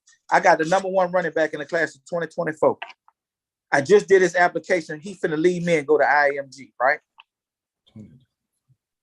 But it was an argument whether or not this kid should have made first team all region coming from Mundy's Mill, because this year we was a little shaky. I mean, we was in a rebuilding stage. We lost 28 seniors last year. Wait, hold on, coach, hold on. Let me ask a quick question. How long you been at Mundy's Mill? I've been at Mundy's Mill almost 12 years now. So you remember Morales? Yeah. Man, that boy, oh my God. That boy was dangerous.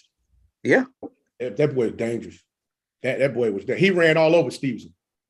Right. I got my running back from 4 years ago that graduated with my son is in Detroit right now. Rodney Smith played at Minnesota. Get out of here. Listen, let me tell you what's crazy. The Panthers drafted him, right? Cut him. He turned around, went play somewhere else. Panthers came back and got him last year when he got hurt, and now he in Detroit. My linebacker that went to Minnesota with him. Falcons drafted him. Y'all know I'm a big LSU fan. I'm from New Orleans. Right. But shit, he was better than Duke. He outplayed Duke in preseason 2 years ago. Y'all cut him. He went and finished the season with the Chargers. And then he turned around and got picked up by the Jets. What's his name? Jonathan Celestine. And then guess what? Carolina picked him up this year when the Jets had him on the practice squad, claimed him off waivers. That's crazy. Coach Crow, I'm sorry, Shane, go ahead. So what I was getting ready to say is, like, they don't understand the dynamics of this stuff when it comes to that. And right now, I'm just going to be honest with you. In semi-pro now, and I'm going to say this again, and I say it till I'm blue in the face, if you can't take kids that's 25 and under which will get your program recognition, is not going to be successful because the ones that are older feel like they know more than you. You can't tell them nothing. Mm-hmm. And some of them, you got to think about it, have came from college. So they feel like they've been coached by someone who know more than you. And now, again, I'm going to say this. The stuff that has infiltrated the minds of society, from the TV to the music to the video games, has our kids messed up to where you're trying to fine-tune them week in and week out and change their mindsets. Because if you get them to the next level and they're not a reflection of you, boy, it's hard for you to get a college coach to come back in and take another kid. Wow. Coach Pro. Go ahead, Coach. Kind of piggyback off of what Coach just said, you know, you're not going to take too many older guys and do a lot of great things with them because, you know, they a lot of them do think they know more than what you know. Now for me, in my opinion, you know, I've been blessed with a great situation because I've had a lot of my guys since, you know, 24, 25. So, you know, they're getting old now, but you know, in semi-pro, I do find that the issue still missing one. Huh? Are you still missing one that you regret? Well, you moved to Atlanta, so I don't count you none. I'm talking about Dio. I ain't talking me. I'm talking Dio. Dio old now too. But my point is, yeah, you're not. If you can't take a bunch of old guys and make it work, you do gotta try to get them right out of college and stuff like that. And I've just been blessed because of the area I'm in. I got Bowie State right there. We got University of Maryland. We get one or two guys from them every year. Then we got Morgan up the road and Compton. So we just got the right area. We got Howard. So we were able to get those younger guys and put together a great program. But again, not everybody's going to be blessed with that. So what do we do when we're in these areas where we don't have the kids that are trained? We don't have the kids who've been through a system. We don't have the kids that are coming right out of high school. And I think Coach hit it right on the head. You got to be able to grab them young and get to their character early. Either you got to start to change that character or you got to understand that character is not going to work for the game. And you got to get to that early because if you don't get to it early, they will ruin your program. You know what I mean? And so, but again, this is another issue in semi-pro. Right. Coach Crow, let me tell you a secret. What's that? So this is what I used to do when I used to have my team, right? Mm-hmm. So, you know, every year, high school graduates a class. Right. It's a given. Every last one of those kids on that high school football team is not going to go to college on a scholarship. Yep. It's a given. At least 10 to 15% of them are not going to go to college at all. Right. Mm-hmm. So what I used to do was I was one of the first. I heard one of them coaches say something about Lakewood. Mm-hmm. I started that big stadium shit in Atlanta. Right. I was the one who started the Tri-Cities, the Westlake era. Gotcha. But what I would do is those high schools that I played at, that I solidified those fields, mm-hmm. I would go talk to those programs, those kids that didn't want to go to college or knew they wasn't going to go to college. That's why I started at. So when I made that long run, Dana, like the Bolos, the Tanks, mm-hmm. all of those kids, I give you a little history on Bolo. Bolo graduated from Banneker High School in like 02, 03. 03, right? Yeah, because he had an IEP, they didn't give him a diploma, so he couldn't play in college. Because he had an IEP, he got a certificate of completion. Right.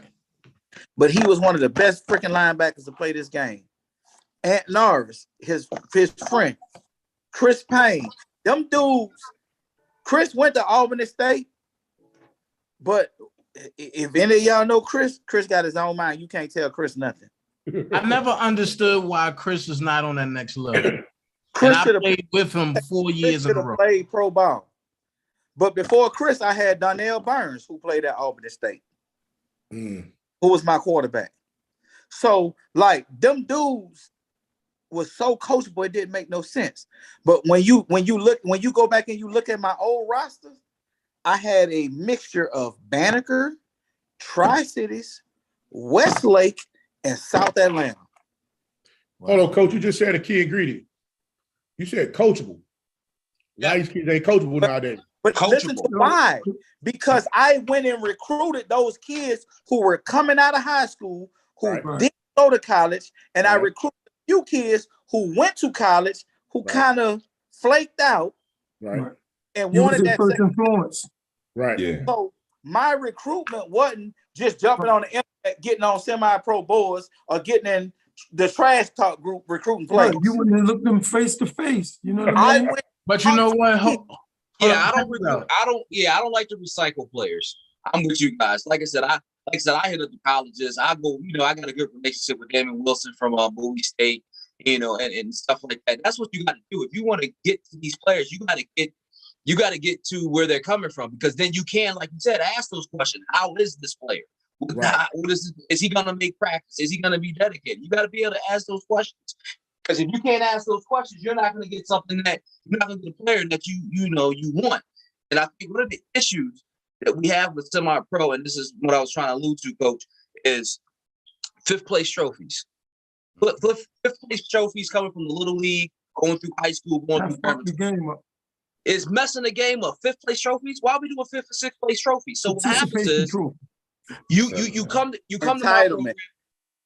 Capital City Seahawks. And I tell you, you're not good enough.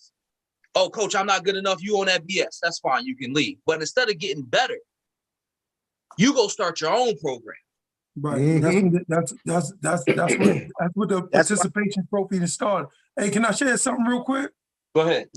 So I had to go through a different type of process when I when I went, because I went from high school to being a head coach in the pros for the APL in Sacramento. And so we had to draft.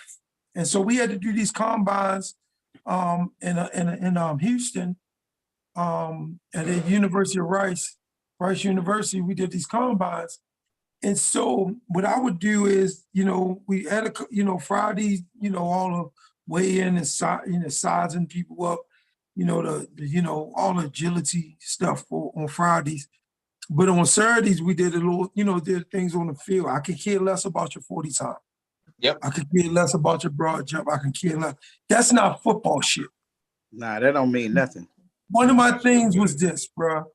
And so even in my new league, the HGA, we won't be doing combines and underwears.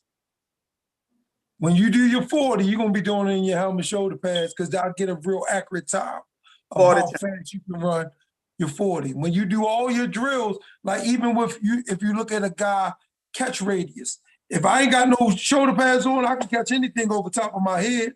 I can put my hands together like this over top of my head. You know what I mean? But when you got shoulder pads on, your catch radius changes. So we got to make it more realistic. And so what I was used to do to the guys, I would invite certain guys that I was interested in to sit at my table at dinner time, because we always do this big dinner every night. I invite them, come over, sit at my table, dinner time, right? And so I would ask them, here's the kicker, Dana. I would talk to them around the table, and I asked them like, yo, tell me about your family. You know what I mean? Each one of them around the table.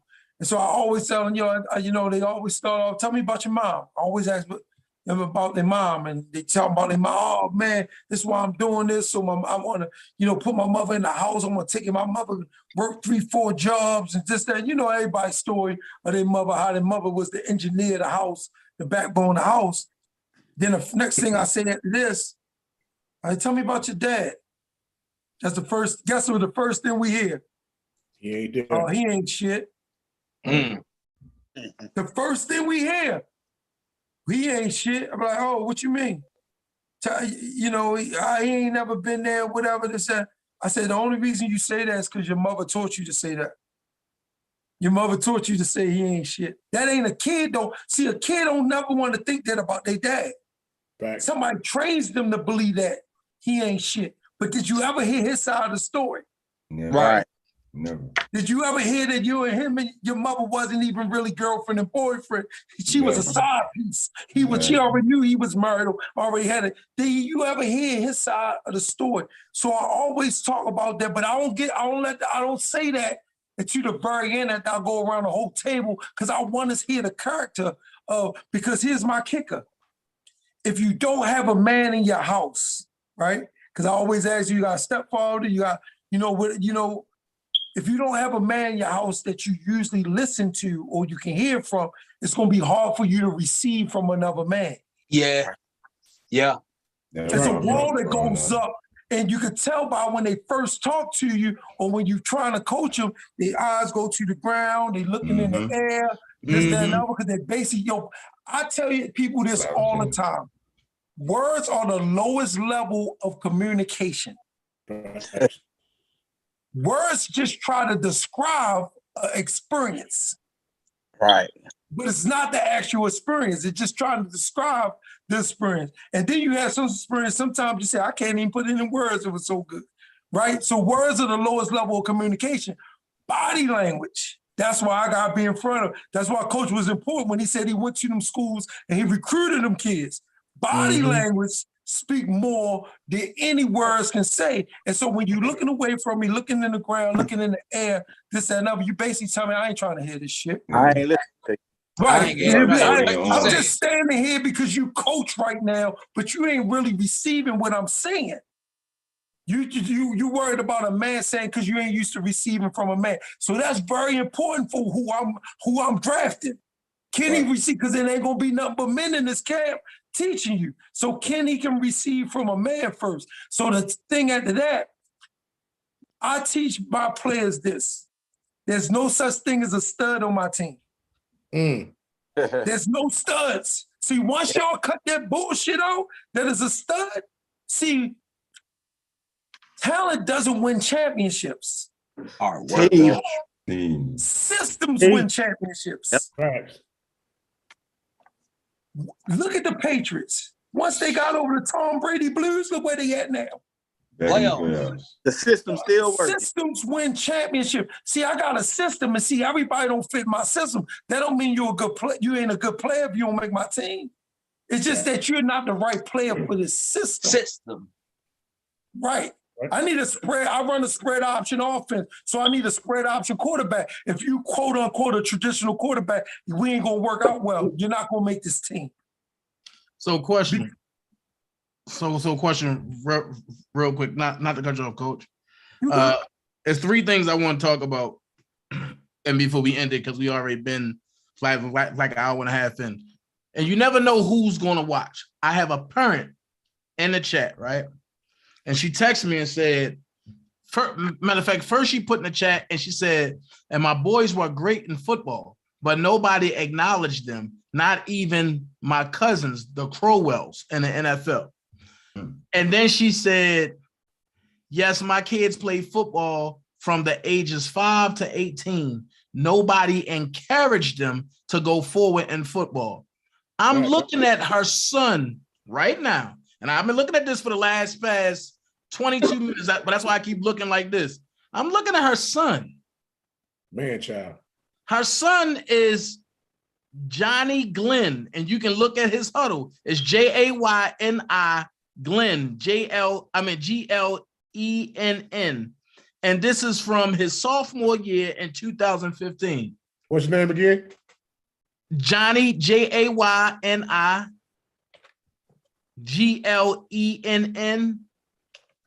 And I'm looking at his huddle, HUDL. She said her cousins were the Crowell, so I just happened to be a Crowell. Where's this young lady's name? Right. Ain't too many of us rolling around here, so right. Maybe she just didn't reach out to the right family members. Right. You say J-A, spell his name again? Jayni space Glenn. And I'm looking at his huddle. Yeah, I'm looking at his huddle right now. Yeah, I'm pulling him up too. Man, this is beyond ridiculous. Running back. This is beyond ridiculous. Jayni Glenn. He gone. Johnny Glenn. And he didn't make it to the league or college. It's like he gave it up. Oh, that boy can move. You know what? Goodness. It's funny. He can move. Yeah. Hey, did you see the play where the guy running like right next to him down the sideline? Yeah. Yeah. I mean, he just outran him. Spell his first name again. Jayni. I found it. Space N-I. GLENN. High school? Yeah. Yes. Sophomore His sense of 2015. direction is something else. Yeah. He can find a hole quick. And he just walked away from the I'm game. going to tell you his problem in a minute. Let me look at it. Go ahead, finish talking, Dana. I'll tell you his problem in 1 minute. I was about to jump. Oh, no, on that, his but I'm gonna mom let you just go told first, the Coach. problem. Oh, you heard me, Duncan? His mom is in the chat. She just told us the problem. Tracking stuff. Oh, don't tell her, Yeah. don't say nothing, because I'm going to look at it for a second. Yo, she already done said it, bro. What are you talking about? I gotta be missing something. Don't say what his problem is. And she already done said it. What, he ain't getting encouraged? Right. No. I'm telling you it's deeper than that. Let me look at it. Go ahead, but finish talking. So when I look at stuff like this, it's like, how can we as a semi-pro organization reach out to these kids and not let them get away, or not let them just walk away like, oh, well, nobody cared about me, so yeah, it's just one kid left behind. Well, and because I feel as though that no kid should be left behind. Coming from a player point of view, you gotta make, like you said, you gotta make the kid want it, but the organization gotta have something promising to that kid, something promising to those players, period. Like, you can't just have an organization that you just put together and the only thing you're saying is, oh, we just gonna get this ring, we're just gonna get this ring. And then after the ring, what else do you have for these students that just got out of high school that wants to go somewhere else? The whole reason they came to you was for you to put them somewhere, but you don't have a sense of direction to put anyone. You just, only thing you caring about is this ring. Right. Wow. Coach Holmes, what's your aspect? This kid is too good. Hold up, Duncan. Coach Holmes, what is your aspect on that? We ain't had a few kids like that. You know what I'm saying? We ain't had a few kids like that they just have no, sometimes they come from the background. They don't have no fatherhood. They haven't had that father in their lives or uncles in their lives, and that plays a big role in that as well. Because I know a lot of athletes, man. I know a lot of athletes that's playing right now that never had that father figure, and had no guidance, and then you can lose the love of the game because you just feel like you lost. So I understand, and a lot of these parents look at it. A lot of these guys, you see more women at the game than dads. Bingo. Yeah. Bingo. Yeah. So, Go ahead. I'm gonna take another angle at this. He looks like he has all the talent in the world, right? And that's all well and fine. But talent is only one part of it, right?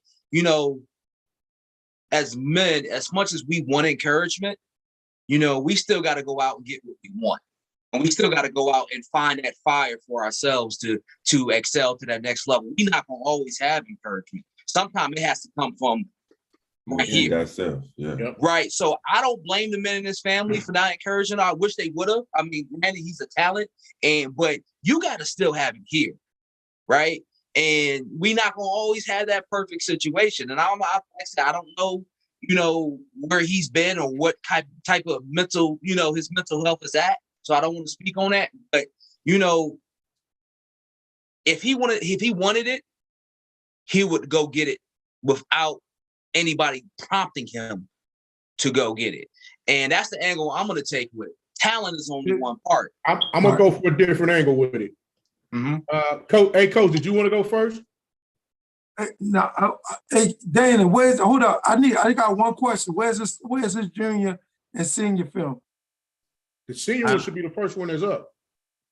No, that's a sophomore. That's a sophomore film. Where's and the senior is right next to it. Yeah, I'm looking at the senior film now. Yeah. But his mom said, I never miss any of my kids' games. It's not all on mom. Yeah, it's not. It's on him. It's on him.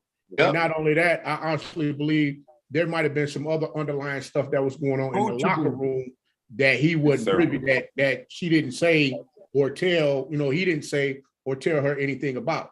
See, that goes back to the numbers that I was giving you before about how you got over 100,000 kids that was playing this game no longer wants to play.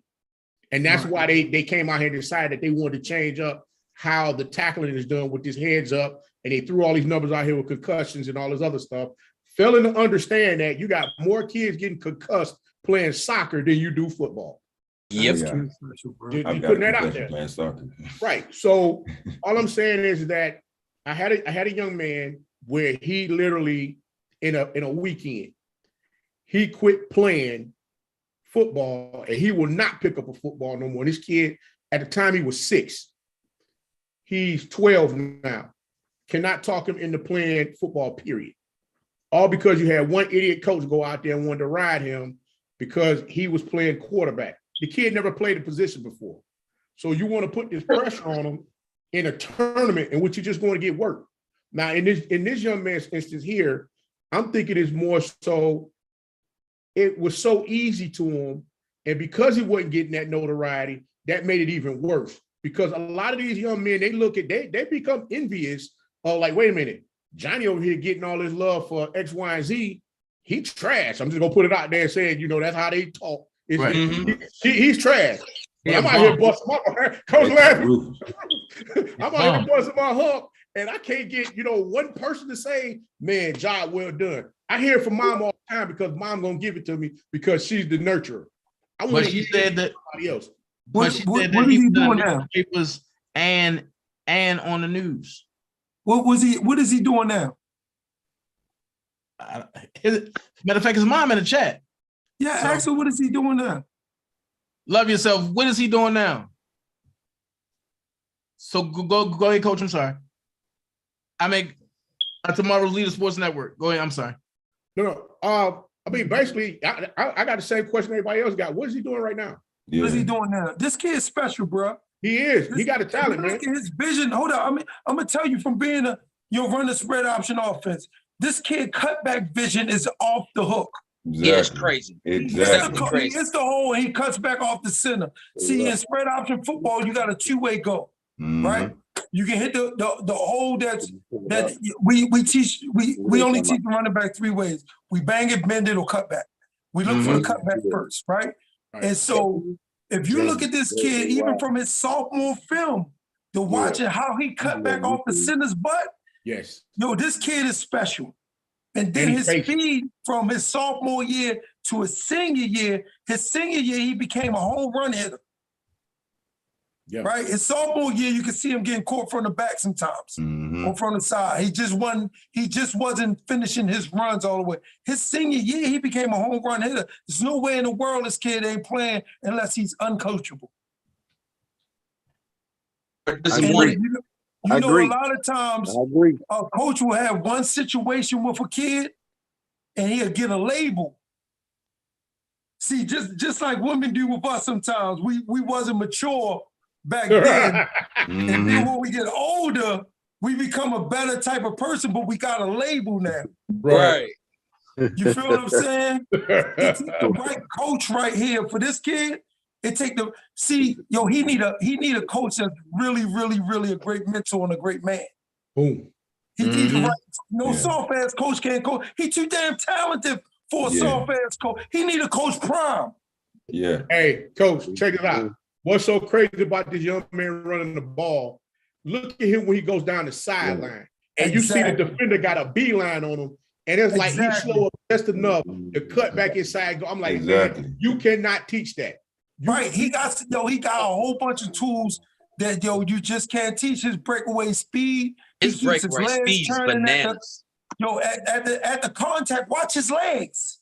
Right. Most people's legs stop on contact. His legs still churning. Man, this kid. In fact, his mom said he had no attitudes. He was a good kid in school, and right now he's just working. That's it. What was his grades? What was the GPA? Coach Tank, you want to expound on this? Tell her call Coach Prime. He ain't done. Yeah. Coach will come get him. Shorty ain't done. Hey, Hey, Dana, spell his first name again. Jay. Jayni Ni. space Glenn. Shorty special, bro. What you say? Shorty special, bro. Where he live? He live in North Carolina? Yeah. No, South Carolina. Oh, No, South? North Carolina. Okay. Yeah, tell me he could come try out. He could tell me he could play for the Queen City Kings. Coach said Greenwood. You're late, bro. For the Queen City I'm in Kings. contact with his mom, but I'm already trying to set that up. Thank you. Yeah, he could come play for the King City Queens. I'm trying to bring him to the Titans, bro. We're gonna pay him. Y'all ain't gonna pay him. Yeah, it's a couple there's an indoor program out there that's pretty good too. I think it's with the Carolina Aviators. The coach of mine's out there out of Fayetteville. So it depends what area he's in. But I know there's programs in North Carolina that he can definitely excel at, for sure. Right. So my next question is, and I gotta go here because I got two more topics and then we out. Real quick. This topic gonna be probably the longest. We seen what happened the last 2 weeks. Y'all know I'm an AB fan. What is y'all take on what happened between AB versus the Bucks? I'm gonna mute my phone. No, Coach, don't do that. I mean, because see, I'm gonna tell you from a player point of view, a player/fan point of view. I think that Bruce Arians came off with some BS and AB was like, yo, I ain't for it. And when Bruce Arians told him, yo, get the F off the field, which you have admitted to, get the F off my field. AB said, okay. And he got the F off the field. Get the fuck out of here. Wait. Now, a lot of people say, oh, well, he ain't had to take off his equipment. He ain't had to do this. Okay, so let me ask this question. All of us been fired and before, right? At least one time in our life from something. Yeah. And when we got fired, what is the first thing they say? Come to the office. Mm-hmm. When you go to the office, but they say, give us everything that belongs to the company except for your pants, right? Mm-hmm. What's the difference? He did everything the coach told him to do. He got fired in the middle of the game. He took off everything that belonged to the Bucks, and he left. You talking about a whole different level right now. These guys. First of all, I'm gonna tell you this. Wait, Duncan. Coach Leonard was talking. Hold on. These are grown men, man. That's making millions of dollars. High six figures. They are. It's rules and regulations in the NFL that they have to sign off on and follow. These players can get all the kind of help that they need in the NFL, but it's players that you just can't damn change, man. Like Coach said, some of these players they not coachable, and they got the best damn talent it is, man. Y'all know who the hell Pac-Man Jones is? Oh yeah.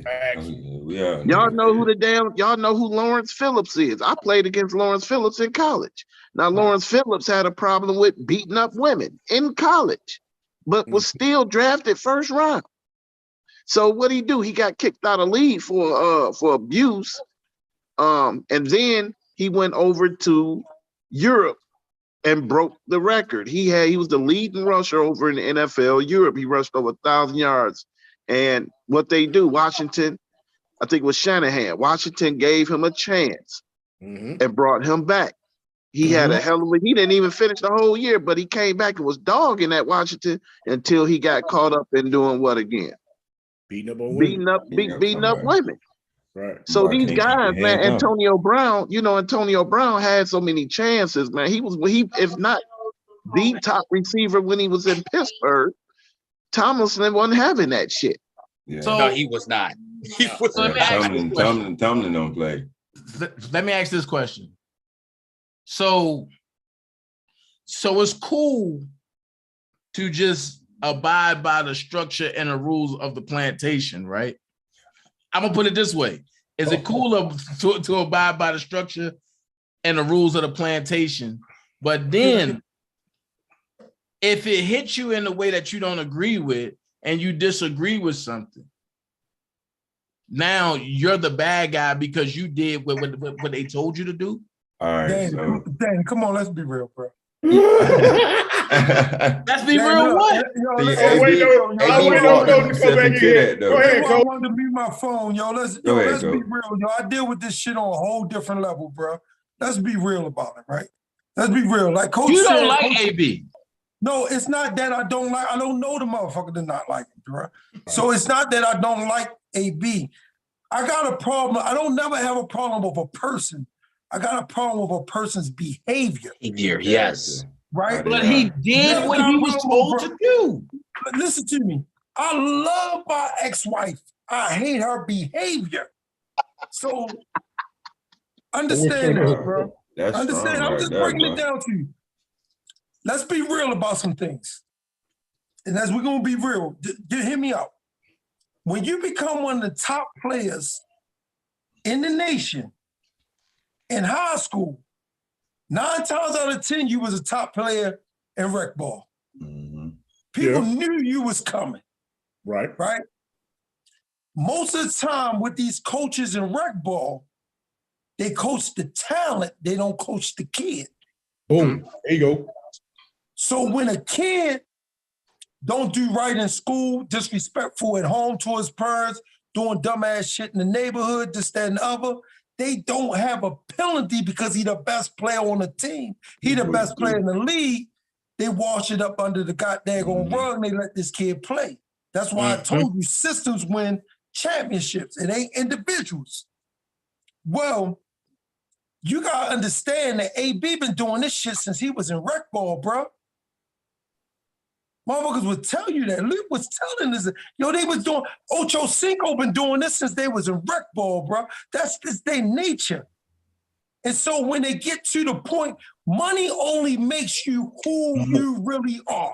More who you really are. The real you come out when you ain't got the bag for it no more. Once you get that money, the real person comes out. So the thing is this. We seen some stuff when he was in college, right? When he first, if you read his what you call coming out of high school, which I posted up on YouTube, on Facebook, that he had a situation with a security guard, the first college he went to, and got kicked out of that college. Before practice even started, bro. Remember, football players are first ones in practice. Yep. Yes, they are. On campus. Right. So before practice even started, he got kicked off this college he went to. Got it was wrong for AB to do what he was told to do. He was told to get the F out of there. See what I'm saying? I've seen the same AB throw a goddamn cooler because Ben Roethlisberger didn't see him in the middle of the field wide open. It's an accumulation. It's an accumulation. Exactly. Bad this is who he is, Dana. And we only defend people that we can fucking relate to. Well, I can fucking relate to him. You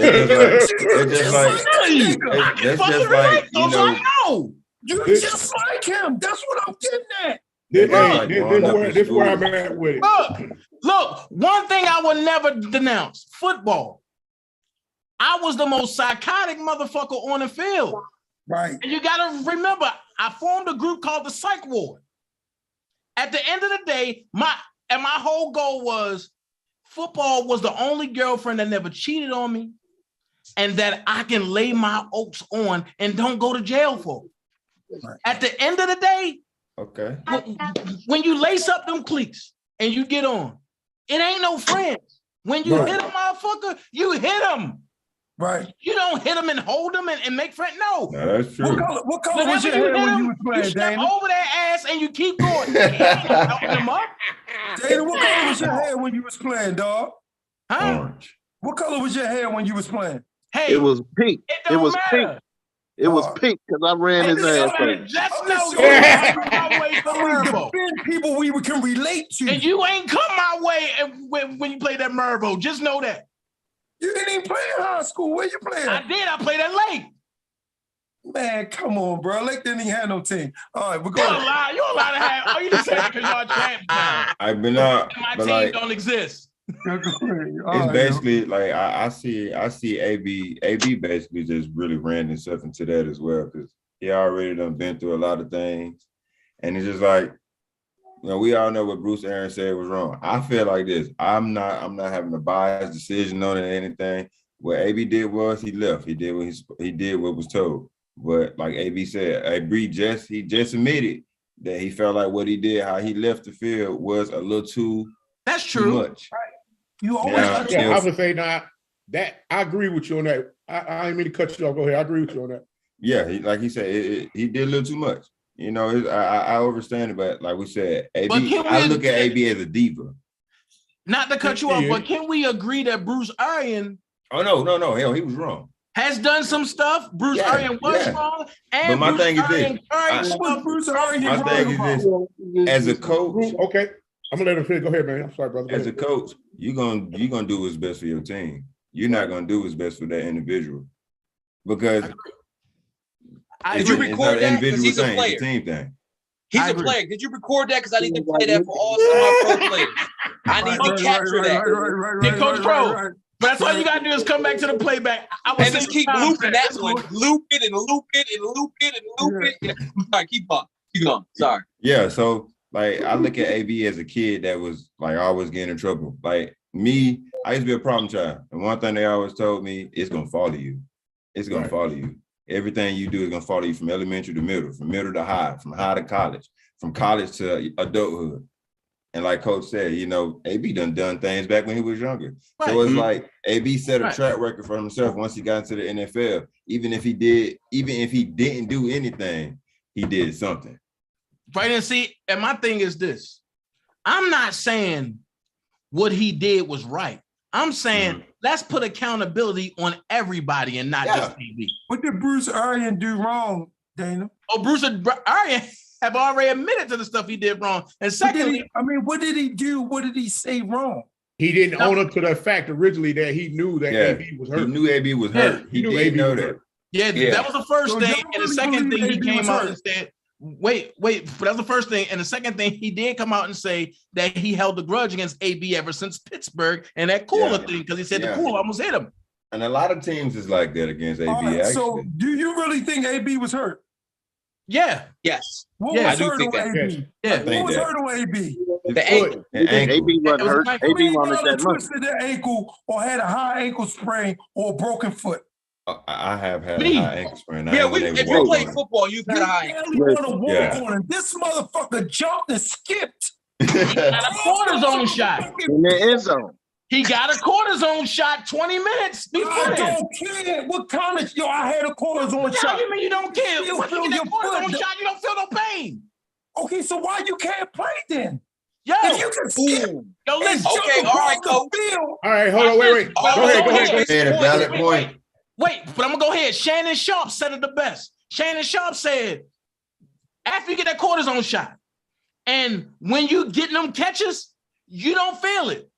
But boy, when you ain't getting them catches, and that mind start to wonder, and you ain't getting thrown to, and the incentives ain't being met. Now speak on it. That pain start hurting them. That ain't nothing to do with no injury. But that's where I was going though. That's where I was going with this. It's the fact that we already know he was looking to get them incentives. Bruce Arians, he didn't want the man on the team in the first place. That was Brady's doing. Everybody agreed with that, right? So if Brady wanted him there, Bruce Arians didn't want him there. Okay, we already see where the conflict is right there. Right. Not to mention, we're only getting the dialogue as far as this injury that happened with him, and now the whole bit with the incentives and all of that's going on. I'm like, come on, man. This man missed 3 games. 3 games. Speak on the coaches. I'm going to say the same thing. And you still come back and you about to hit them incentives. I'm like, bruh, something with all of this just don't sit right with me. So we talking about the same dude that wrote the fake COVID card, right? Mm-hmm. Wait. Before you go with that, I'm I'm gonna say this. Let me preface this first. I'm gonna agree with you on the card, but I'm gonna say this. I'm gonna underline it with this. They were saying to us that all of these folks was vaccinated.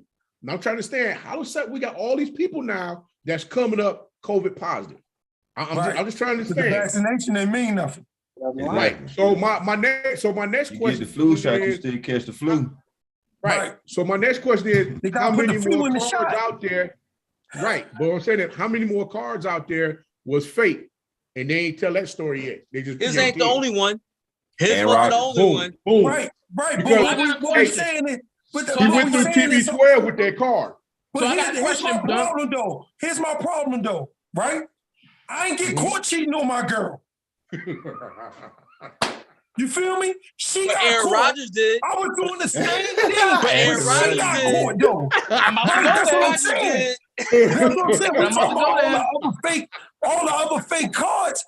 She got caught cheating. I didn't get caught cheating. She don't even know I was cheating because this argument gonna be about her now. So I got a question to ask you, Duncan. Right. So I got a question to ask you. You're right. Okay, Antonio Brown supposed to have had a fake vaccine card, right? Okay. But his chef called Bruce Arian and told him that the card was fake. Bruce Arian, off the break, suspended him 3 games. Right. Aaron Rodgers lied about being vaccinated and got fined $1,400. Right. Nah, he got fined. He got fined 300,000. Oh, he got wait, hold on, Coach. He got fined what? He got fined 300,000. 300,000. 300,000.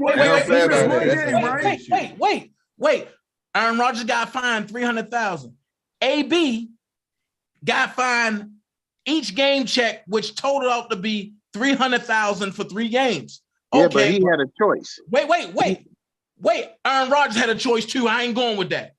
Aaron Rodgers had a You ain't gonna get me going. Aaron Rodgers had a choice to get fined 300,000 or miss 3 games. So he was thinking, and the only reason, hold on, the only reason I know that information because I know Lazard. I'm best friend and his father went to school together, and we in a group. How did AB get fined 3 games and how did he get suspended 3 games and fined 300,000 each game? He didn't get fined 300,000. He just got. He said that. Yeah. No, he didn't. He didn't get fined 3 games. He missed the game checks. And that was his game checks, 300,000. Right. No, that was no. 300, but that ain't a fine. That's you not playing for 3 weeks. That's still a fine. No. He was making for 3 games he missed. Think about it. No money. For each game he missed, he was making 61,000 per game. Do the math. Yeah, he was making no money. He missed what? Oh, he missed probably about 180-some thousand. That was it. Mm-hmm. But then remember, he missed some other games because of injury. So he probably missed about 300 grand when you add up all the games he missed. You can't come and put pressure on me to get you your incentives, and you missed all these games, bro. So wait, we ain't trying to put pressure. It's a difference between trying to put pressure and deliberately making sure he don't hit them incentives, bro. Tom Brady made sure Gronk got his. You're telling me if he wasn't at all them games that he missed, he wouldn't have had 8 catches? Yo, he would have got it. For sure. Tom Brady made sure Gronk got his. Bruce Arians told him don't go in the game. And Tom Brady said, shoot, that's my guy. I'm going in. He needed 1. Y'all needed one catch. Listen. You talking about you want me to target this guy for 8 catches? AB said it the best. AB said Tom Brady was only my friend because I can play football. Outside of that, you couldn't. Outside of that, Tom Brady didn't vouch for AB. Only time he vouched for AB is to play football. He's the one who got AB there. That's what I'm saying. It's because AB played football. Didn't he get AB in the Patriots as well? That's what I was saying. Listen what I'm saying, Coach. Listen what I'm saying, Coach. He found out he was a nutball, so he. That's not why they released him. Yo, stop that. Yo, you throwing dirt on that man. Yo, he just cut an album with Fabulous. Yo, what you want me to do? He just took a picture yesterday. Man, you throwing dirt on the thing. Hey, listen. He just dropped the video. Tell me how you feel about Kanye. Hey, check this out. I love him. Kanye got a screw. Hey, this what they got. They said Brown had his girlfriend, Sydney Monroe, reached out to Ruiz over the summer to obtain a fake vaccination card that said Brown had received the Johnson & Johnson shot. According to text message provided by Ruiz, Moreo offered $500 for a fake card. Oh, so watch I this. know that Johnson & Johnson Hey, shot go went ahead. good Let at us all. hear this excuse. Watch this, but it's no excuse. So if AB would have paid that $10,000 tab to his chef, I guess none of us would have known about a fake vaccination card, right? Yo, he don't pay nobody. What about the dude that was delivering the stuff at his house? That was in the 18-wheeler delivering his stuff. Yo, you defend this dude, bro. Facts. And because I'm looking at because what's going on. Just like him. Yo, AB, I will vouch for AB. AB deserves to play for a team that have an alpha coach. No, he deserved to play on a team and just have a normal coach. No, he just need to go and coach rec football. That's what AB. AB don't need to coach rec football. Every kid gonna be like him. I got a question. No, he just need 5'6". I got a question. You just really don't like him. Hey, how many I don't like his behavior. Man, he's arrogant. He's arrogant as hell, man. He's very arrogant. He don't give a damn about these youth. He don't give a damn. He don't even have, like Mike Vick. Mike Vick could have said it no better. Mike Vick said that where is the role model that these kids can look up to? What type of example, Dana, is he setting? Right. Tell me an example AB is setting right now. I want to hear it from you. Stomping somebody in the face. Go get a mixtape. Go get a mixtape. Okay, so next topic, Dana. Next topic. Dana ain't saying shit. Not ready to the game. Dana almost shut the Zoom down. Dana want to hit the button. Hey, Coach, Dana want to hit the button. See if I can get my mixtape stream when I miss my incentives. So how many Cowboy fans put got me on on the spot like that? Yeah. Cowboy fans. Yeah, who all here Cowboy fans? I divorced them 2 years ago. Because my team about to run through the Cowboys. At the 43-year relationship, I divorced them 2 years ago. You sound like me when I divorced Falcons. You do know that's probably where he gonna end up next season. Who? Dallas? AB. Yeah, give Michael Urban jersey. He about to sign a contract. AB about to sign a contract with the XFL. I mean, with the USFL. Oh boy. Oh yeah, because his old coach is over there. Yeah. We even see what he did. Yo, we talking about the same dude that did this at the Raiders, yo. But hey, Duncan, you ain't gonna keep trashing my guy, man. Yo, listen, look, go watch Hard Knocks. Hey, go watch Hard Knocks. Got kicked off for. Yo, he deliberately not came. You know what? I'm gonna have to go Shannon Sharp. Wait. Don't get it. Hold on, Coach, let me ask you this. So with the hyperbaric thing with his feet, when he did the hyperbaric thing, he talking about he frostbit his feet. Does something like that really happen? Because I'm just trying to still wrap my mind around it. Yo, I get it. I take cryotherapy once a week, right? Okay. Hey, Duncan, you gonna have to scrap it up against me, bro. Yo, I take cryotherapy once a week, right? Yo, it could possibly happen, but the thing is, yo, they make you put these thick socks on in cryotherapy, dog. So either you're not doing something right, because you got gloves, you got these mittens on, and you got these thick socks on, right? Either you're not doing something. Old robe on. Yeah. Right. Well, no, you take that off when you get inside, bro. But when either you're not doing something right, man, or you treading the lines of being dangerous. Right. And if we know anything about AB, he toes the line of a lot of stuff, yo. So, I mean, nobody can't tell him nothing at the end of the day. Yeah. You know what I mean? The worst thing they could have did was they put his life on Hard Knocks, yo. We seen a different side of this dude, bro. And so I can't condone none of that, Dana. I know you love that dude, man, because y'all just alike. Y'all spray paint y'all hair and shit in football season. I know that shit. But, yo, Dana had me here. Oh, no. Dana do the same thing AB do. Dana, I got to agree with him, Dana. I gotta agree with him, Dana. So you call me a prima donna? No, I ain't never said you're a prima donna. I said I gotta agree with him before you take your damn head. Yo, look, I can take it. Show us the inside of your helmet right now. I bet you got dye in it. Show us the inside of your helmet. And I kind of felt hit for that one. My bet it helmet don't. got dye in it. Why you got dye in it? Why you got You're dye in it? horrible. I bet it don't. Right. All right, but so the last part, or the last Oh, thing you I don't want wanna to show get us to- it? You must got dye in it. No, so the last thing I want to get to is last but not least, because we had a brother, and this hurt my heart, man. As much as Deion Sanders has did for HBCU football, and we had a brother come out and slander Deion Sanders and say he's bad for HBCU football. And the reason why he said he was bad is because he said that Deion is taking all top tier D1 talent and spreading it out. Why not? So what do So you how is supposed to that do? bad for football? Let me tell you, yo, we've been trained to be slaves, bro.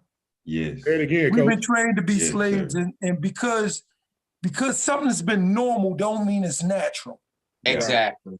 It's you know, because something been your normal for years, that don't mean it's natural. See, the problem is this, bro. We gotta go back and really do our research. I did research because I was doing this project called Black to the Future. That's what made me want to start my own pro football league, be a Black-owned football league. I did this project called Black to the Future. I actually called NAIA, and I wanted the history of NAIA compared to NCAA. And I did not know that all HBCUs was NAIA at first before they went to NCAA. They said NCAA offered money, a certain amount of money and then what happened was a lot of HBCUs jumped ship and went NCAA. But let me tell you what I found out in my research, and I don't want to bore y'all motherfuckers, but check this out. So you know when you get a scholarship at a Division I school, right? At a white college, let's break this shit down, right? This is going to be amazing. Write this down because this is real good information. Whenever a coach if you got, say for instance, you got 12 seniors that's leaving, and all 12 of them seniors is on scholarship. We had a Division I school, a big FCS school, right? So we had a big school, and a coach wanted to give a scholarship or give an offer to a kid. Once the kid accepts the offer, right, you know that the school, the NCAA writes a check for the amount of the in-state tuition with that kid's name on it for that one scholarship for that year. Wow. Right? Yep. What happens at an HBCU, what happens is they don't govern us the same way that they govern the big schools. That's why our facilities is messed up. So when we got 12 seniors, right? What they do is they send the amount of 12 scholarship, the total of the 12 scholarship money to the school. Now it doesn't go to the athletic department. This is gonna make it make sense to y'all when y'all take these kids to these Black colleges and they ask them to do they got there going FAFSA and all that shit first and find out how much money they got from that, and then the coach will give the balance of it, and then they say they on full scholarship, which they really not. Because if they was on full, Deion Sanders is changing now, and Deion is making it so everybody will get a full ride at an HBCU. Look what he did first. Facilities he and said everything. put them kids' name on their jerseys. Yeah. Right? Yep. They wasn't used to this at HBCUs. Right. Put them kids' name on the jerseys. And so you got a group of people that's just not used to this. Right? We gotta go back. We gotta look back. I looked at the University of Maryland, didn't put the first Black player as a starter until like 1984. Damn. Wow. We was alive and kicking then, right? We wasn't allowed on these college campuses into that game between Howard and I think Bethune-Cookman. that was at the Yankee Stadium. Right. And 70,000 people came to that game. The HBCU game that they celebrate every year at Yankee Stadium now. They just started back up for like the last 2 years, right? But the thing is, and when Deion Sanders sold out a Mercedes-Benz Stadium here in Atlanta. Right. So 70,000 people came to that. That's the only time that whites started saying we need to give these blacks some scholarships because they bring a crowd.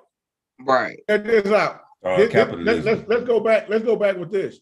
Even from the standpoint of going into pros, people fail to understand that it took us 60 years to actually get footing to play in the pros. Exactly. We had to go to court. We had to go to court to get permission to play in the pros. Pros, yeah. You know what I'm saying? So how hard? Oh, go ahead, Coach. I'm sorry. No. I mean, basically what I'm saying is, I'm learning. Looking at the structure of everything that's happening right now. You got the CIAA was the first HBCU conference. Right. All right. That's the first and the oldest. All right. CIAA.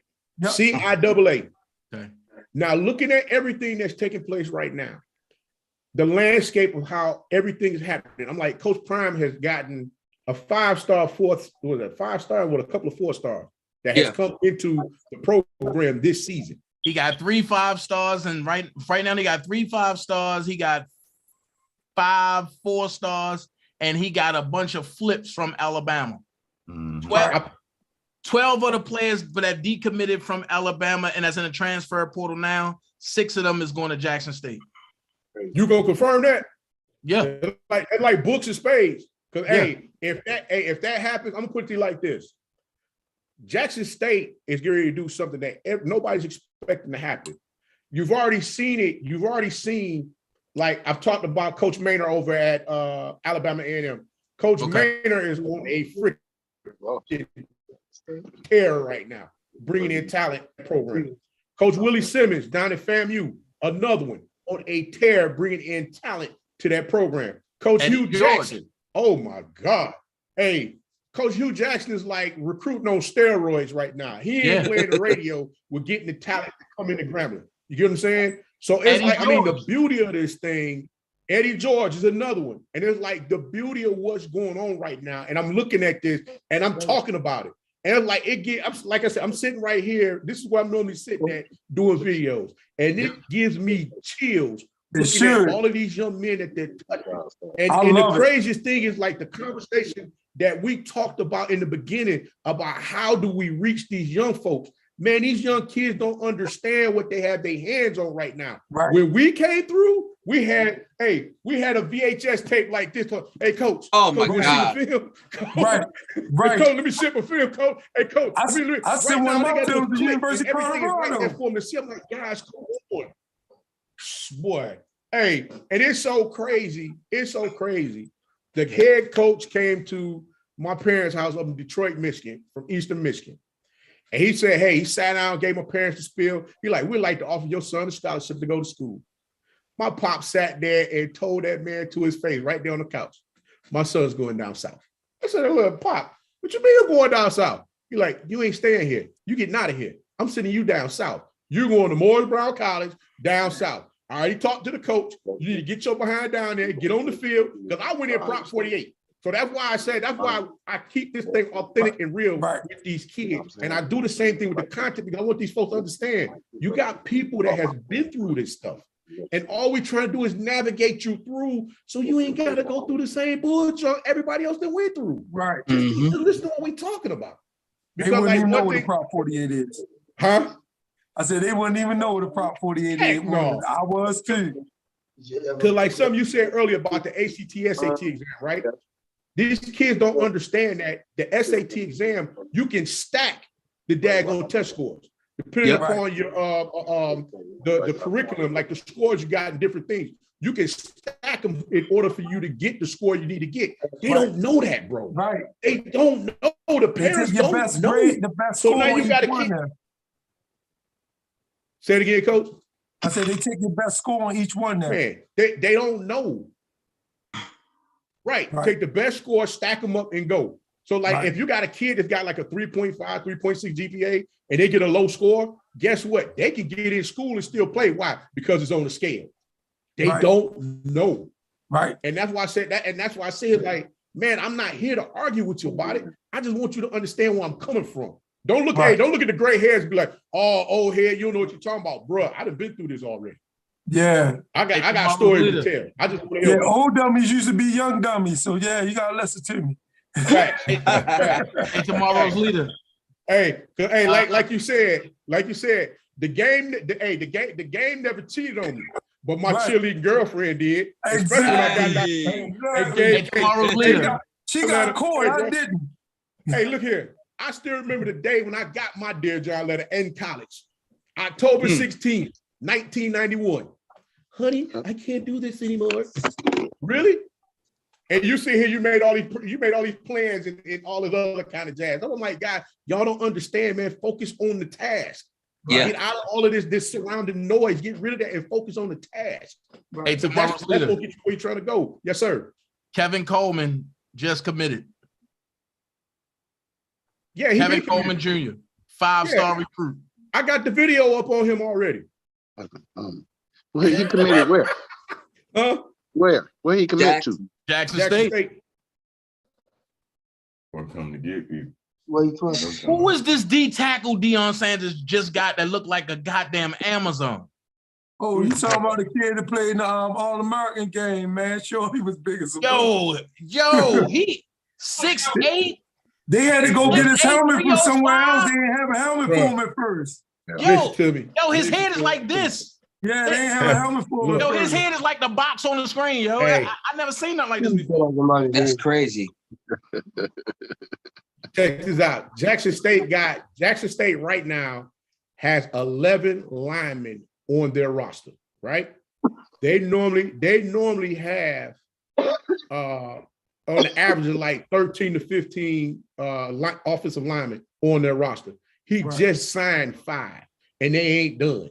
They're gonna turn that roster over again. Watch what I tell you.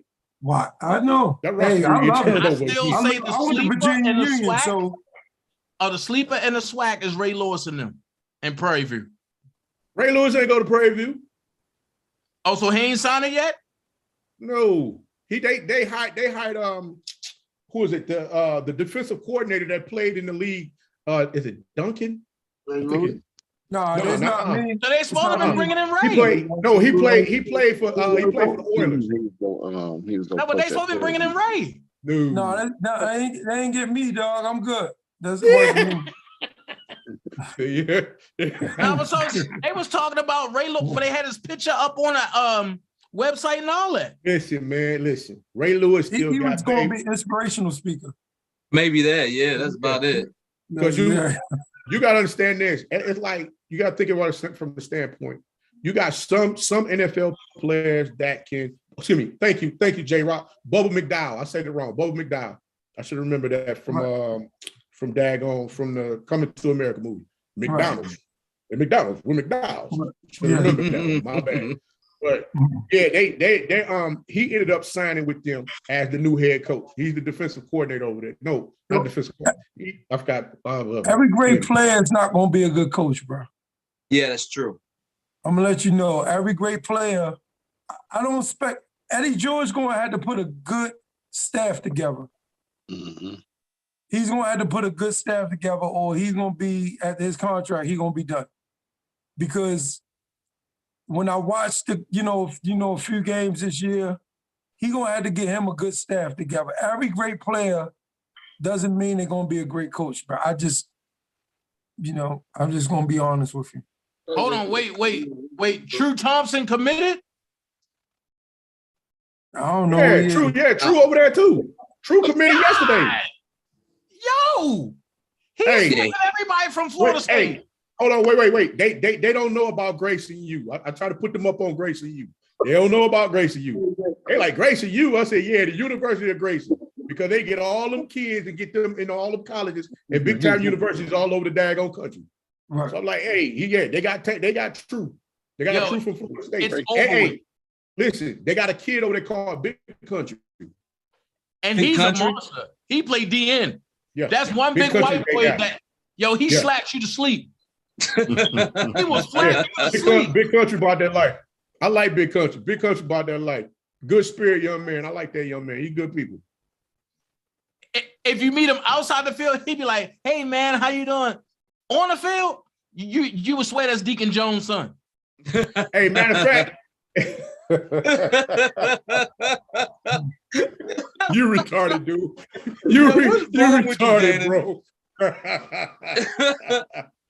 You retarded for real, man. Oh my God. I told you him and AB best friends. Hey, let me ask you this. How much of a hater that my cousin really is, but it's okay. Yo, that's let me ask you this. What's your thoughts on Jerry Rice possibly wanting to be a coach? No. No. I never seen him interact with youth, so I don't know. He'd be a good position coach, yeah. Because T.O. was a good position coach at Jackson State. No, he wasn't really a coach, bro. I mean, Dion had him there coaching wide receivers. Practices, man. No, he just can't. I mean, you gotta understand they partners like that, so you know they gonna show up for one another. Man, this is like when you bring me on your podcast and stuff, but this ain't my show. It's your show. You know what I mean? But you got to understand that I'm the I just come for practice. Sidekick, right? I just come for practice. Just come for practice. Right. So I won't get fined. So question, he how said he is so he don't get fined. Right. So how can we bridge the gap to where, because and we talked about getting the problems out and all this. So now this is my last question for this segment. And then next Wednesday, we'll come back and with a whole new slew of questions. How can we bridge the gap between the North and the South? I know I kind of had a little bit to do with it and with Coach Crow and Leonard playing against each other, and I loved it. And then we had the Lightning come down here and make a fucking joke of this. Yeah, we looked their ass. But how can we make that? Where did that come from? My goodness. Yeah, I told you Leonard wasn't humble no more. Jay. Yeah, we were fans. Like, that's what happened. And so I'm saying, like, how can we get it where as though we can have a consistent league where the teams in Maryland come play the teams in North Carolina, come play the teams in Georgia, come play the teams in between. Something like the Mason-Dixon League, but just not as retarded as the Mason-Dixon League. Just not as Mason-Dixon League. First things first, I respect the guys over there at the Mason-Dixon. I can't get with the name. I'm sorry, I can't. The name is just off-putting to me. I can't do it. Yeah, I just can't do it. I'm sorry. It's the black in me just won't let me play with the league. Anyway, that's neither here nor there. I respect that. But I will say this because I'm a big part of this. You know, it's all about, like I said, we have to know each other, right? Right, to make some of these things happen. You know, everybody lives in their own little bubble, and I'm not trying to go back to the days of, I think one coach mentioned the NAFL. I played in that years back. But the days of the Super League, those are gone because it's too much. The logistics are different, gas is high, and people are not traveling like that. But I think, you know, what we do, a couple of my programs that we have, like I said, we have the Sunshine Bowl, we play our national championships and stuff like that. We hold tournaments. So I think some of that is happening, Dana. It's just that it's just one of those things where we just got to know each other. And I think it's one of those things where once we get to know each other and we can start putting these events together and give us those like-minded people, it happens more naturally. Now, like I think Coach Leonard had said it, we had tried to put an event together and that one guy that was running it, we knew it was wrong from the get-go, but we took that spirit though and created something a little bit better from that. Yeah. You know what I mean? And so, and that event, subsequently we took it over. That event is still going, you know, so it's just, I think, you know, it's happening. It's just, it's not happening at the rate that it should. Right. But it's happening because in semi-pro, I like to think there's Yep. 3 levels. Right? Yep. There's 1A, which is the garbage level. You got 2A, which is kind of midway. Then you got the 3A. The 3A teams, which are the better teams, we do get together, we do play each other, we do travel. But again, that top level is becoming few and far in between now. So how do you determine if a team is 1A, 2A, and 3A? Well, organization, uniformity, where they play, travel, league structure.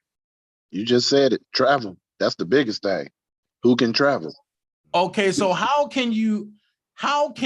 right, let's just say if I wanted to start a league in 2 years, right? Okay.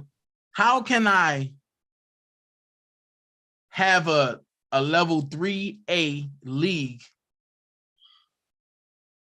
Don't accept everybody. Okay. It's that simple. Only accept the teams who are willing to fit the charter that you're trying to create. Now, you may start off with only 6 teams, 4 teams, 5 teams. That's okay, because they're all going to be on the same wavelength. And then the next year, you get 2 or 3 more and build it properly. What happens is people get so caught up with numbers. I got to have 15 teams. Okay, you got 15 teams, but 10 of them are terrible. But you got 15 teams, though, right? So at the end of the day, it's not selling yourself short because you want to look good. It's quality over quantity. Get with those owners that want the same things. They're going to, it might be a struggle for a year or 2. They might be doing a lot of travel in that first couple of years, but eventually that quality is going to attract more quality, and it's just going to build from there. But as soon as you lower your standards and go against your morals or your code and your foundation, it's going to crumble because you're going to start letting that bad in. So, wow, that's my little spill on that. You're right. Hey, let me ask one question. It's actually one league that I do know, the Gridiron Football League, GDFL. Charles Thompson. Yep. Now Charles, you hear all kind of bad shit about Charles. You know what I'm saying? But we joined that league, but when the COVID hit, it got shut down. Now that league, he got teams from he got the Oklahoma damn Thunder, which they got their own. I mean, they're owned by doctors. They getting paid. That's one of the only semi-pro teams I know. They quarterback making 10 grand a game. And they Oklahoma Thunder. So the Oklahoma Thunder basketball team have to pay them every year to use their name. This is damn semi-pro team that won't go pro. They won't go to another level. They want to stay at that level and dominate that level where they at. They will never go arena. They will never go at any other professional level. You got the Erie. Where's Erie from? Virginia? Pennsylvania. Yeah. Erie Express. They just won it. Yeah. So that league. Piranha still around? Piranha's not around no more. No. No, Piranhas ain't around no more. Nah. That was one of them. They're supposed to be making a comeback this summer though. So we'll see. That's one of them long-lasting teams. That's where. They're old ass team. Yeah, shit. But them teams in that league, shit. He got teams from damn Detroit. He got teams from. He got teams all over the damn place, and they travel. That's the big thing, and that's the big thing. But again, it goes into the other part: the organization, the sponsorship, the willingness to treat it like a business, right? Because you can't do none of those things if you don't treat it like a business. Like for example, like I'm in the DC area. Reason why people know my team is because we go all over the place, right? We'll go to Vegas. We've been to Vegas. We've been to Miami. We've been to Atlanta to play you guys. And y'all got the flyers ass uniforms. That too. But the point I'm trying to make is to bridge that gap, to bring all these different areas together. You kind of also, I almost forgot about this. Semi-pro, everybody likes to say they playing by, get the camera, NFL rules. All right, so at the end of the day, it's kind of like a makeshift NFL rules. I think one of the biggest things that someone needs to do, not me, but a smarter person, we need to have a semi-pro rule book, a standard that we all can go by, because it's not quite NFL, but it's kind of is. And we need our own set of rules that everybody can standardize their game off of, because that's a lot of the times where some of the companies and some of the sponsorships and all some of those things kind of fall through, because a lot of times people don't even know what they're looking at, right? They don't know what they're looking at. So, there's a lot of different things that we can do to bridge that gap. But like I said, uniformity, being able to come together, knowing each other, rules. It's a lot of little things that create a bigger problem in order for us to come together and do this thing properly on a consistent basis. So, okay. So, tomorrow's leader, you might can. Oh, you know what? It's your turn to talk. I'm sorry. I'm about to. What was your question? Shoot it. Nah, I was going to ask, like, is the SWAC, is that name patented by that league? Yes, you ain't fooling with that. You're not fooling with that. Yeah, you ain't messing with the SWAC, bro. No, sir. Don't even do it to yourself. You can come, don't mess with it. Create, man, dang, that's easy. See, we all said no. A name for a league, man. Like, I mean, that's not hard. It's just, you got to, just concept. It's really concept. People not joining the league, they join, just like when you're in sales. If you ever been in sales, people not buying what you selling, they buying you. Yeah. Right. They buying a presentation of you. Yeah. They, whatever it is, they want to be able to feel like you afterwards. Your energy created them to want that garment or whatever you selling, they want you. And that's all it is. So all it is somebody coming up with a concept and putting a great energy behind it and professionalism and holding people to a standard of professionalism, having a code of conduct and sticking to it. I don't care how great the player is. You know what I mean? Understand that your system is more important than that individual player. And once y'all can do something like that, man, it'll fly like crazy. The reason I always start my own, because I like to govern my own, I know I'm a great leader. And whatever path that I take it in, then people won't have no other choice but to abide by it. You know what I mean? Even like I got to talk to Rick Ross about him buying the Melbourne team. You know what I mean? They got to abide by the rules that we actually have and the standards that we have. You can't go out, even the way we paying our players. Everybody that's a starter, defense and offense are getting the same amount of money. Second string get the same amount of money that everybody on the second string and third string get. If you want a different pay, push yourself to become a starter. I'm not going to pay you the same amount and you ain't taking the snaps that the person that's starting taking. You know what I mean? And so but once you get people to adjust you, this is the criteria, this is the rules, and you create the energy and you stay firm but fair. Yep. You will create something amazing. Coach said he ain't got that Texas University money. Because see, here's the thing that I wanted. Here's the thing I wanted to do, Coach Duncan. I wanted to really start a league down here in Georgia in like 2 years, but I wanted to implement what each coach have as far as like, let's just say like Coach Crow, he do uniforms.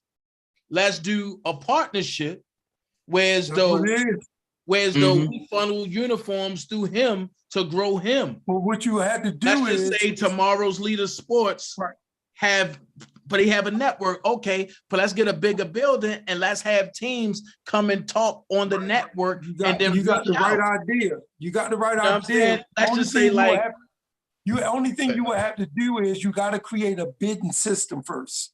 Yep. Because if you just give it to one person, then it's going to look biased the whole entire time. And the next thing you know, when people start saying it's a fraud, he looking out for him. You give him a bidding system. If it's two people bidding for it, the one that comes up with it and y'all sit together as a board, y'all agree we're going with this company.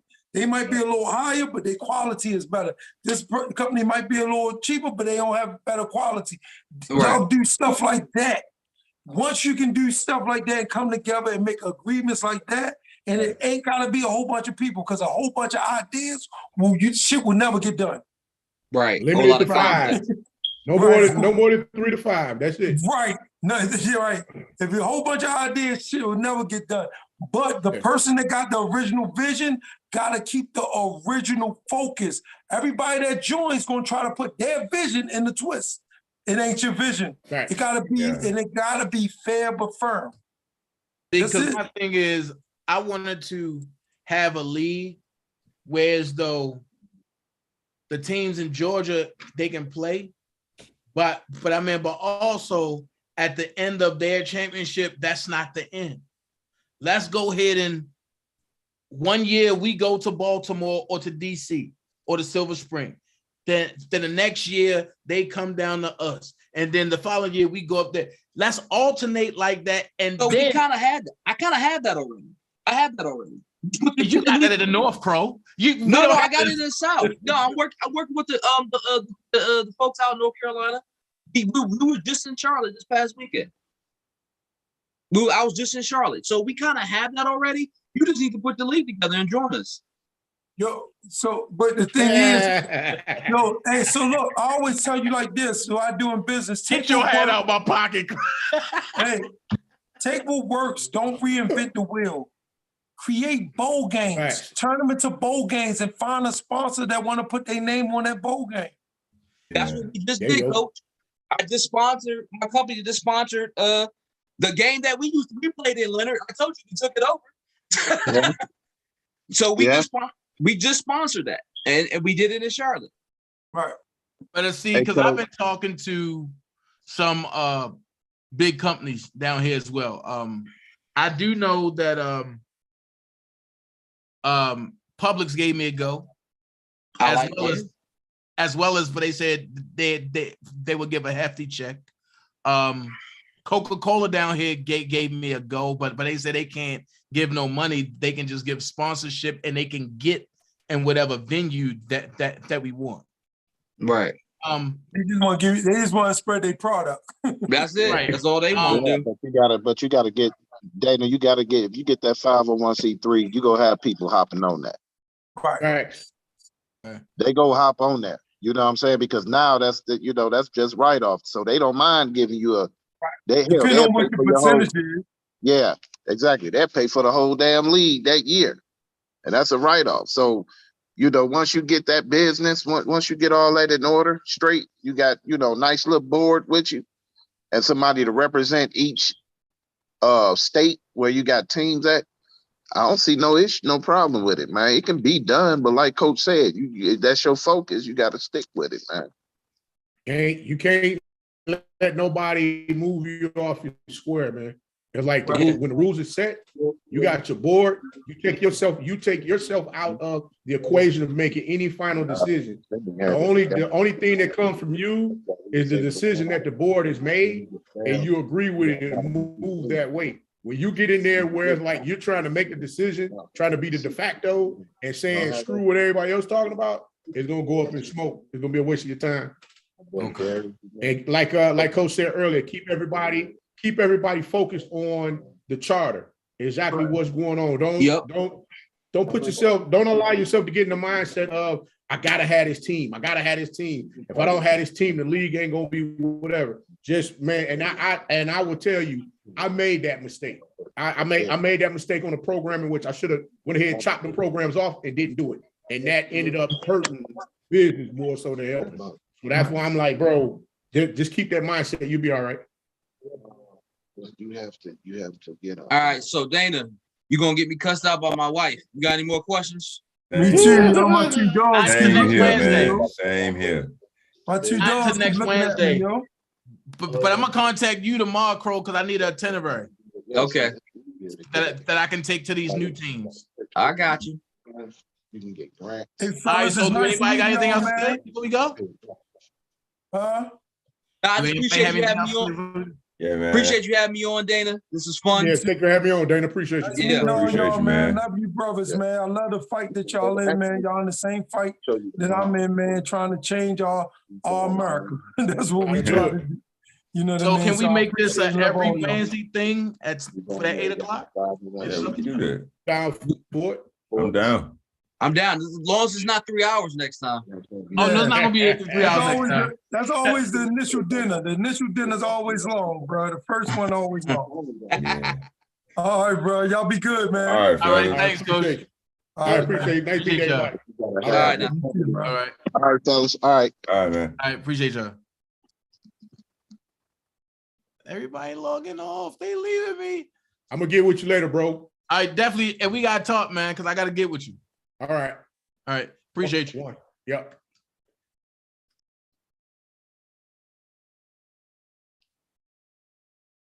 So that was our it was our initial sports talk.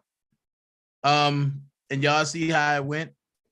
I appreciate all the brothers that came on. They really made my day. But I want to say this before I go. Big Baby Purnell. Y'all know she's a very advocate Dream Team member. If you can, if you Dream Team member, I encourage everybody to reach out to her because her sister has passed away. And I believe the funeral is Friday. Let's reach out and love on her. If we can, let's get her Cash App and let's send her something so that way she don't have to travel and take from herself all the time. Death is one thing that's not planned. And I want Big Baby Purnell to know that we love her. I love her. And we ain't doing nothing else. We ain't doing nothing else. We ain't doing nothing else but loving on our own first. So before we go out and love on somebody else from another organization that represents another organization, we have to take care of home first. I'm a firm believer in that. And Big Baby Purnell, she's been here forever. So if y'all know her, tell her to get in contact with me ASAP. Let's keep in prayer, but tell her to get in touch with me ASAP. If y'all know how to get in touch with her directly, tell her to get in touch with me ASAP. But we love Big Baby Purnell over here, and we're going to do what we got to do to make her role just a little bit easier. I didn't know when it happened, and I'll take responsibility because somehow or another I should have found out, but I didn't know. It was some breakdowns in communication, but hey, I know now. That's all that matters. And I'm speaking on it, and I'm loving on Big Baby Purnell, and I asked the Dream Team, no, I demand the Dream Team to do the same. Because if it was you, you would want the same thing. All of us just coming back from deaths. I just got back from a death yesterday and Saturday. Nisi, 69, she just got back from burying her mom. She's home now. She's okay. She's a little under the weather, but she okay. So it is what it is. Thanks, Willie, but I see what you're putting on. Thanks. So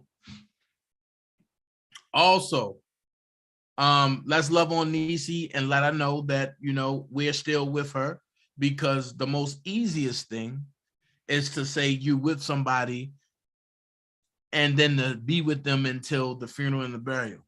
The hardest thing is still rock with them after the festivities is over with. So once them festivities is over with, that's when they need you the most. That's when they need you the most.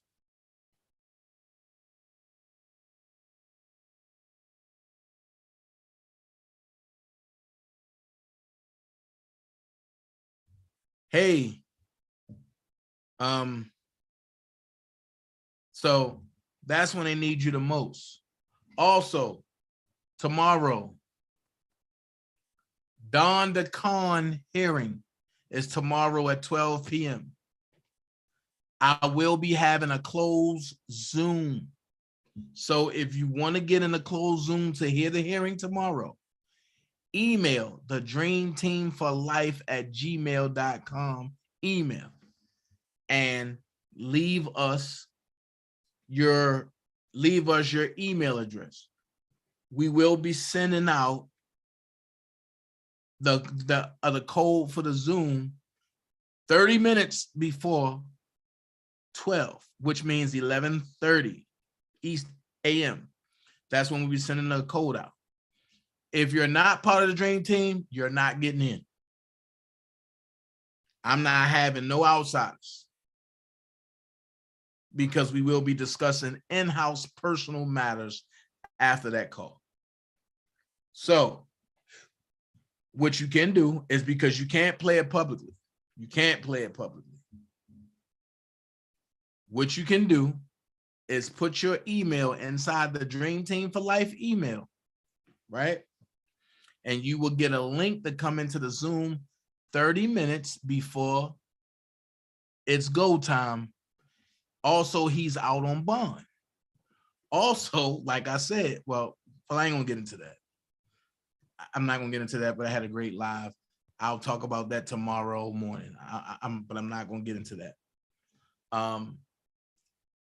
Some things I've seen over the weekend, I laughed at because people want attention, and people going to say things and to see if they're going to let you out. So at the end of the day, it is what it is. You know what I'm saying? Auntie Jay, I got to talk to you about something. I got to talk to you. Something came across my desk. I got to talk to you about something. So at the end of the day, tomorrow, 11:30, you will be getting the other code to come into the Zoom if you put your email inside the Dream Team for Life email. Don't put it in there at 11:45 and say, I didn't get an email. We ain't doing no more last minute stuff no more. If you come last minute, you might not get in. That's all I'm saying. If you come last minute, you might not get in. So that's how we doing this, because we want to hear what's going on, and we want to do it as a family. And that's how we doing a lot of stuff now as a family. All right. You don't have to be great to get started, but you have to get started to be great. Elephants don't swat flies, and planes fly over turbines. Dana J love all of y'all. Be someone important. Be yourself. Now stay tuned, as I gotta pay a couple of bills. Only got one today, and it go like this. If you're looking for a social media platform that's designed by us, created by us, and needed by us, come on over to wegotUps.com, www.wegotUps.com. Tell them, Q. Yeah, what's up? This your homeboy Ice Cube. You know what it is, the West Coast Warlord, the Grand Wizard. Don Mega is in the house. Now check this out. I'm inviting you to join the official Black People Social Network, wegotUps.com. That's wegotUps.com. 100% Black owned, man. I see you here, boys. I see you. You out there doing it, man. And as we say in the Big Three League, we got ups, baby. So wegotUps.com. Check it out, man. You know what I mean? Obviously, you know, Black people, we definitely need to socialize, get together, figure out this system we are going through. So, you know, wegotUps.com promises to be that place. Like I said, Black owned, gotta love it. And, you know, willing to make sure that you guys make a social connection. So wegotUps.com, you know, from your homeboy Ice Cube, got to throw up the dub, you know, for that, you know what I'm saying? And hey man, official Black People Social Network. You know, I get it right. Don't worry about nothing. Just join, man. Join the official Black People Social Network. wegotUps.com. WEGOTUPS.com, man. That's easy, man. We got ups, baby. We got ups. Your homeboy Ice Cube, and I'm out. Throwing up the dub for We Got Ups, man. Check it out. And when you come over, turn that blue gray when you look up Official Dana J. Y'all could have been anywhere in the world, but y'all was here with me tonight. Don't forget, JD's Vegan. Go get it. Swimming in you. Hey, little mama said I wanna take